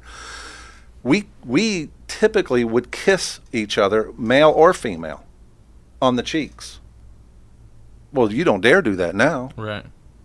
When I went to Albania in 1986... You don't know me too well, do you? Yeah. Just wait till after the show. When I went to Albania in 1996, men and boys walked down the street holding hands. Same in Ethiopia. Same to this day. It's cultural. Yes. It's not they're gay. Yes, right. Well, you remember Dan Rather and Saddam Hussein did that right before the Gulf War. They had an interview. I think it was, I forget what it was, what show it was, something on CBS, and they were holding hands as they were doing their interview. Huh. Hey, it's a cultural thing. Well, they're much more connected to the heart of humans. Like, you know what I mean? Well, like, in the Middle East, they haven't take the idea of intimacy and absolutely degraded it to the point of where that there is none or it is everything. So now America has gotten to the point where it is everything. We must shed all clothes. We must show everything. And it was like, wasn't it like 10 years ago where like if you're holding hands with the other person, it means that they're together? Right. Like, what a flip of a switch. And the thing about taking off your armor and giving it your vestige also showed who you were. Right? I thought you were going to say chest binder. No. Which they're selling at Target now. Like Joseph having the coat of many colors, right? These things meant something great. Right. And he was giving up what he was and surrendering. He was telling David, I see the heart of man in you. I see the heart of God in you. I see who you are. He even told him while his dad was chasing around and Jonathan had to play the middle ground, that the Lord will exalt you. He knew who David was from the beginning. He was the man that Jonathan wished his father would be, and he was basically telling David at that point in time, I'm serving you. My heart is to serve you because I know God is the one who's appointed you. And they will take something like that and bastardize it and turn it into something so vile. And it's not to say the homosexuality is the vile part. The vile part is taking something pure and beautiful and perverting it. That's what's vile. That's anyways good. That's so good. Sorry, I don't want to cut you off. Is there anything else specific? Because we do want to get into a little bit about Mike Cierpiot before we go. Yeah, the whole reason why you're running to make a difference, because this guy's doing jack squat. Yeah. Yeah. So we'll just or do damage. Is this where we or run? damage. Well, he's I actually guess doing damage. Absolutely. By his inaction. Yeah. He is he's a watchman on the wall, and he's letting everything into the camp. Yeah. So you start and you read the first line. I'll read the next line. Okay. Well, we're going to have a asterisk on this because I think he proved this wrong yesterday when he was communicating with you on. Well, no, he gave me the 2021 score. Okay, so this is 2022. No, this is the 2020 Or score. 2020, yeah, 2020. And so, then 20, yeah. Yeah, so American Conservative Union, the CPAC, gave Mike Cierpiot, Senator, Cierpiot, Joe. Yeah. 66%, ranking him 23rd out of 24 Republican senators. In terms of his conservative voting record. Yeah, in terms of his conservative voting record. Cierpiot was the worst-rated Republican senator in 2020 with a score of 57% in that year and has never scored above 75% in any year he has served in the state of Missouri. So my question to you, are you going to be that low if you get the get the nomination and you win? No. Okay, perfect. Moving on. According to There the is national, absolutely no way. according to the National Club for Growth, Senator Cierpiot has a lifetime 50% score for overall conservative voting record for his time in Missouri Senate, ranking 23 of 24 Republican senators. Senator Cierpiot ranked last individually in 19 and 21 for all Missouri state senators, and that's the National Club for Growth. He has been a foot soldier for the moderate Republican wing, often voting with Democrats on the biggest items to come before the Missouri Senate. His track record of worst votes includes... voted no on House Bill 2117, which is the redistricting map, against approving a 7-1 congressional map that would have sent an additional Republican to Congress. Now, if you're a Republican and you're in a state, let's say Missouri, and it's a red state, wouldn't you want more Republicans than Democrats? Absolutely. And we have a Republican, we have a Republican majority, but we do not have a conservative majority. That's right. We don't have a Republican Super majority. duper. Even our Super duper. our Republican or Missouri We have an Republican R. platform. Yeah. Yeah. Well, they're not. I mean, they're.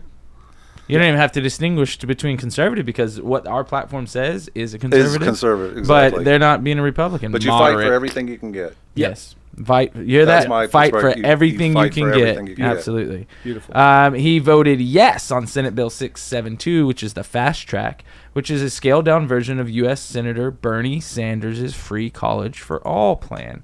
He And you know supports the who's- socialist agenda for free college tuition. Hey, you know who sponsored that bill?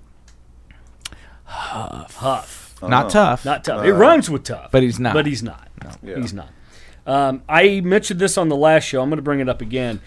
He voted no on Senate Amendment 1 to SB 672, which would have prohibited institutions that enroll illegal immigrants from getting public monies via the fast track program. Yeah. So this guy, the guy that you're running against, voted that down so he could give illegal immigrants taxpayer money, My money. your money, my money, even Sam's money. He doesn't. Yeah. Yeah. He's got a lot now. Yeah, he's got a lot now. Got a lot of. He's got money for sunglasses. Yeah. He does. Yeah, Crown got money Royal for sunglasses, but you sunglasses. don't have money for illegal immigrants. Yeah, well, so You're this is selfish. what's crazy. So he voted no on the amendment that would have prohibited. So in other words, it would have told the schools, right, or the programs, institutions, you don't get this money, this fast track money, if you enroll illegal immigrants in your institutions. All right. Right. So that would have cut it off. Yeah. Cierpiot's like, no, we don't do that. No, we don't. do that. No. Excuse the term, but guess what this jackoff did? So, he voted yes to kill Senate Amendment 3, SB 672, which would have prohibited institutions that teach critical race theory or that America is a racist country from getting public monies via the fast track. In fact, he offered a motion to kill the bill. And he also voted yes to kill and table Senate Amendment 2 in SB 672, which would have prohibited institutions that allow men to play in women's sports from getting public monies via the fast track program. Now, explain to me, Joe, how is this guy a Republican? That is a great question. I would say he is not. That's a By good, his that's a voting good record. point. Yeah. Right. not. Objectively. By the way he votes. Objectively, I mean, you got opportunities. You have opportunities to do something. So you're going to vote for this fast track bill, which is a problem anyways. But then instead of coming in and adding an amendment to it that would have kept illegal immigrants out, kept CRT out, as well as kept men out of women's sports, you killed all of those. Now, do you think the voters would be interested in knowing that? Do you think the voters are absolutely. aware of that he did that? No, but I'm doing what I can to make them aware. Excellent. Yep. And Excellent. I would love copies of this too. Absolutely. We'll have it. So he will have voted. He also voted yes on House Bill 3014. It's the 2022 supplemental budget that included funding for a Medicaid expansion under Obamacare, minimum wage for state workers of $15 an hour, and K-12 federal dollars that will be used to incentivize kids to get the COVID-19 vaccine potentially without the consent of parents. Incentivize the kids. Like, hey, you guys want a new iPad? Hey, you guys want They're some? doing that. They're doing that. Yeah, In how a lot about of these schools is $100. You like Right. you like $100. Oh, no. $100. We won't tell you parents. Cierpiot. We won't tell you parents. Are you cool with that, man? You cool with kids getting injections in their body of experimental drugs without Better their yet. parents? Are you glad that you incentivized it? Are you glad that you funded that incentivization? Better yet, parents, are you okay with that? I think Tony Luke Cierpiot voted for this too. clearly is for it. Luke Meyer too. I think so. We'll have to double check on that, Yeah. but it doesn't surprise me. So, are parents or the voters? Are you guys cool with that? Yeah. Joe, what do you think? No, I wouldn't think they're cool with it at all. He also voted Absolutely no on not. Senate Amendment 1 to Senate Bill 1, which is Planned Parenthood Amendment, which would have completely defunded public dollars from going to abortion providers like Planned Parenthood. This vote was condemned by Missouri's largest life organization, Missouri Right to Life. So he supports public funding of abortion. Right. When he had the chance to actually Do like something get about it. rid of it, Right. Yeah. he decided whether to vote you're- no. Let's play devil's advocate. I'll play devil's advocate. Okay. You're supporting abortion, or you don't. Okay. Whichever way you want. Do you believe that it should be publicly funded? You think taxpayers should be paying for those abortions? Joe Biden didn't No. vote for that. I know. I know. I know. Years Back ago. in '84. That needs to be blown up and shown. That'll make the leftist head.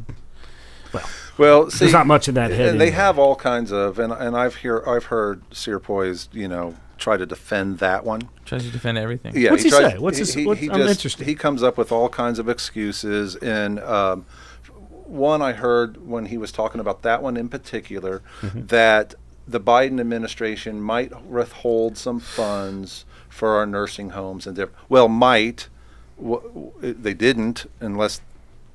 Here's the way. Don't act in Here would fear. be me, okay, if Mm-hmm. I was voting, and I've been telling some groups this. I don't care what defunding Planned Parenthood, what is involved in that bill, if there's other things. For instance, if I had to vote to defund or to fund Planned Parenthood, but everybody gets debt-free from their house, I'm not voting for it. Because it's blood money. I would never Right. vote for murder. Blood money. Yeah, ever. Yeah. I got to stand before my God on that. Right. Plus, I wouldn't do it anyway. It's murder. Right. That kind of sounds like what they asked Michael Knowles. You know who Michael Knowles is? Mhm. They asked Michael Knowles if you would Cameras if, off, Holmes. Oh. No, I'm Your just sunglasses it's just back it's just on. the lights are off over in this department. But they asked him whether if he would if it would end world poverty, it would end world hunger if you fornicate with a man. Would you end up fornicating with a man? No. No. And he said, Damn, Sam, said you're bringing no. up gays. You're bringing This up is trans. Boy, this you is the are kind all over of the trash place. that they're attacking people with. Those. Yeah. I mean, Yeah. it's the truth. This is the Yeah. kind of That's the this premise is kind is of weak. right. But that's the well, you wouldn't if like you won't sin against your God. You won't do the perversity. You won't like. That's how sick these people are. Is they're trying to put you in one side to the other, saying, "Oh, would you just give a little?" And Well, it's and mind blowing. Nope, I'm dark again. So he voted yes on. He also voted. He being Cierpiot. Sear point. Voted yes on Senate Bill 63, which is the PDMP, to create a government-run statewide database of private medical data via the Prescription Drug Monitoring Program. There it is. I couldn't think of that for a long time. Monitoring program? PDMP. Yeah. Although programs of similar nature have been found to have no overall impact of the use of opioids and addictions in other states. So So his excuse for this was, well, Jackson County already had one, and it wasn't that great, and it wasn't that protected. So then I decided to get a better one because the choice was either have the bad one or have a good one with more protections. No, Fix dude. the bad right, one, fix dude. the bad one, you idiot. And Well- don't make it a statewide thing. Now I got to Right. deal with it because your county sucked. Well, Yeah. wait a minute now. Do you know why Jackson County had it? Why? Because Eric Greitens. That was an executive order. That's right. That's right. That could have been dealt with in the legislature. Yeah. That was Ooh. not That was just an executive order. They could have got rid of that. Mikey. And, yeah. Mikey, He's your using that as an competitor excuse. knows a little bit more than you think. Oh, it's the Diet Coke. It's the Diet the Diet Coke. It's the Yeah, what's not a that sponsor called? of the show, by the way. Aspartame. Aspartame. You know that's E. coli fecal matter. Did you know that? Thank you. Yeah. Oh, my God. Donald I don't Donald drink it Rumsfeld. anyway. Yeah, that's seriously like that's how my they God. create Donald aspartame. Rumsfeld was part of all that. Really? Yeah. Oh wow. So yeah, so they culture it, they feed it, it defecates. That's sweet aspartame. So he That's puts- Diet Coke. Nice, He nice. puts E. coli poo in Yeah, his he puts in his, poo in his rum. whiskey. Oh, his rum. That's right. yeah. I was feeling rummy. Yeah. You read this one. I want to read the last one. Okay, 'cause okay. I'm heated. Voted no on Senate Bill 12, local COVID oversight, which would have placed limits on local authorities from keeping the population in perpetual emergencies and state and local health department from mandates of masks and vaccinations without consent of local governing bodies. So he wasn't for local governance for people to have the rights to decide what's going to happen to them. This guy, dude, you know, whatever. And then the last one. Voted no on Senate Bill 24, personal property tax cut. All right. Which would have eliminated the personal property tax in the state of Missouri and provided $1.4 billion with a B in annual tax relief to the taxpayers of this state. Now, Joe, Yes. do you support giving the citizens of Missouri a tax break on that personal property? We were talking about it earlier. Oh, yeah, we got to get rid of it. It's theft. Get Why rid of would it. you vote no on that? Couldn't tell you why you did it. You vote No. no because you're under the control of the RINO leadership and you're nothing but a puppet. Mike, who supports you? Mike Cierpiot. Remember, you know what's funny? 9 out of 10. 9 out of 10. 9 out of Yeah. 10 Missourians polled, 90% of Missourians polled think Mike Cierpiot's a RINO. Mm-hmm. And boy, he did not like that. No, he didn't. Why don't you post the most recent results? Why don't you post the updated results? You didn't give it That's enough his actual time. voice. You didn't That's give his it enough actual time. You post more results. Post those results. Mike, it's timed, buddy. It was over. Let it go. You suck. You're a RINO. And you're a bully. You're silly enough. They ate him up for 4 hours. For 4 hours, he posted on Missouri RINO Watch in that same comment Man, you section. were all Oh, doing my other gosh, things. for 4 hours. For 4 hours. hours. He did 5 comments in 4 hours. What day was this? While he was at the Capitol. Oh, that's what I was. Which is Oh, illegal to be yeah, campaigning that's while against you're the at the law. Capitol doing things Well, for the isn't that people. interesting? But you know they had enough time to adjourn early. So they Are you probably telling me you wouldn't got a do much. hater? Yeah, his name's Mike Cierpiot. You know what I'm Oh, thinking? Mike. You know what I'm thinking? I don't think Mike actually got the Valentine's Day card. Because if he had, he wouldn't be behaving this way. We should send him a He should get another one. we should send him a plush RINO as a departing gift. Uh-huh. Oh, Yeah. Mike, Yeah. hate to see you go. Let the door hit you with a good Lord split you. Yes, please. well, we're going to issue a pink slip. Ooh, Oh, that's nice. that's solid. We already did. Oh, You did. You're gonna An take, actual wait. pink You're gonna slip. you're gonna take his car? tell us about it. So what's the campaign done so far? This is exciting. Tell me more. Well, we put together a pink slip. I wish I had a copy with it. I'd give it to you. Damn. And Because we could post that. yeah, we could. I'll get you one. Yeah, I'll yeah. send you one. Right on. Nice. And it tells him that it has some of his voting record Uh-huh. and his bills, and this is why. This Yeah. is why he's going to be Mm-hmm. replaced on August 2nd, and he's going to be replaced by Joe Nicola. Woo! Now, does like he? that. I like that too. Now, does he have to sign that and hand it back to you? No, Or he can just? It's No, just it's assumed. signed No. We the People of Jackson Sign County. we the people. Oh, we the people. you can sign your it. own name if you want, No kidding. because there's a place for a signature if you I would want love to sign my I'd like name. to sign that. I'd love Wait, to so sign Post if it you're all over Lebanese, Draw a little RINO. Yeah, I'll do it in crayon. It'll be funny. if you're Lebanese and he says anything wrong about you, can't you just call him a racist? There you go. Yeah. If you start slipping in the polls, Just call him a race car. They're racist. He's a joke, man. He's a Yeah. joke. Well, is there anything else? Oh yes. Yeah, where are there's- you- where are you at? how do we find you? Yeah. How do people support you? How do we get if they want to volunteer their time, volunteer their money, volunteer their event space, volunteer their encouragement, their prayers? Where do they go, Joe? Yeah, so you can go to my website, nicolaformo.com, Spell that, please. Nicola, Nicola formo.com, for Mo. or my Facebook page. On my website, right on the front, is my cell phone number. People can call me. There's a volunteer tab they can hit. My website's got a lot of different things on there too. Solid. So yeah, people can donate finances, obviously. Obviously, Mike Cierpiot is going to have a lot of money to come after me and to campaign, but I don't need a lot of money. I just need to have enough to win. That's right. And You need voters, not money. Exactly right. I need voters. We will need people. I've already been developing a team for door knocking, phone calling. We can use more. The more people, the more doors we can knock on. I've been out for 3 weeks myself knocking on doors. Was out again today. Solid. Just meeting people. I take his voting record with me. I hand it to people. I show them this is what I'm running against. You ought to take that piece of paper that they got. Yeah. Don't take anything from me though. I don't know what I'm doing. Well, I have just a small little piece of paper with most of the bigger votes on there. You know, some of the things we just talked about tonight, and the way he voted, and showing it people. I mean, I've had people start cursing. Old ladies, they get mad. No you know, kidding. when he voted. Don't they know you're a pastor? I don't tell them right up front, but I'll mention that Now in the that you conversation. said this. Yeah. Gotcha. So people can volunteer if they would like.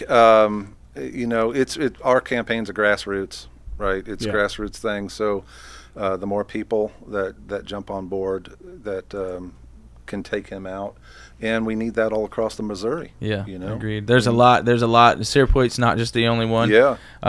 There's Bill White. He's just one of many. There's Lincoln Huff.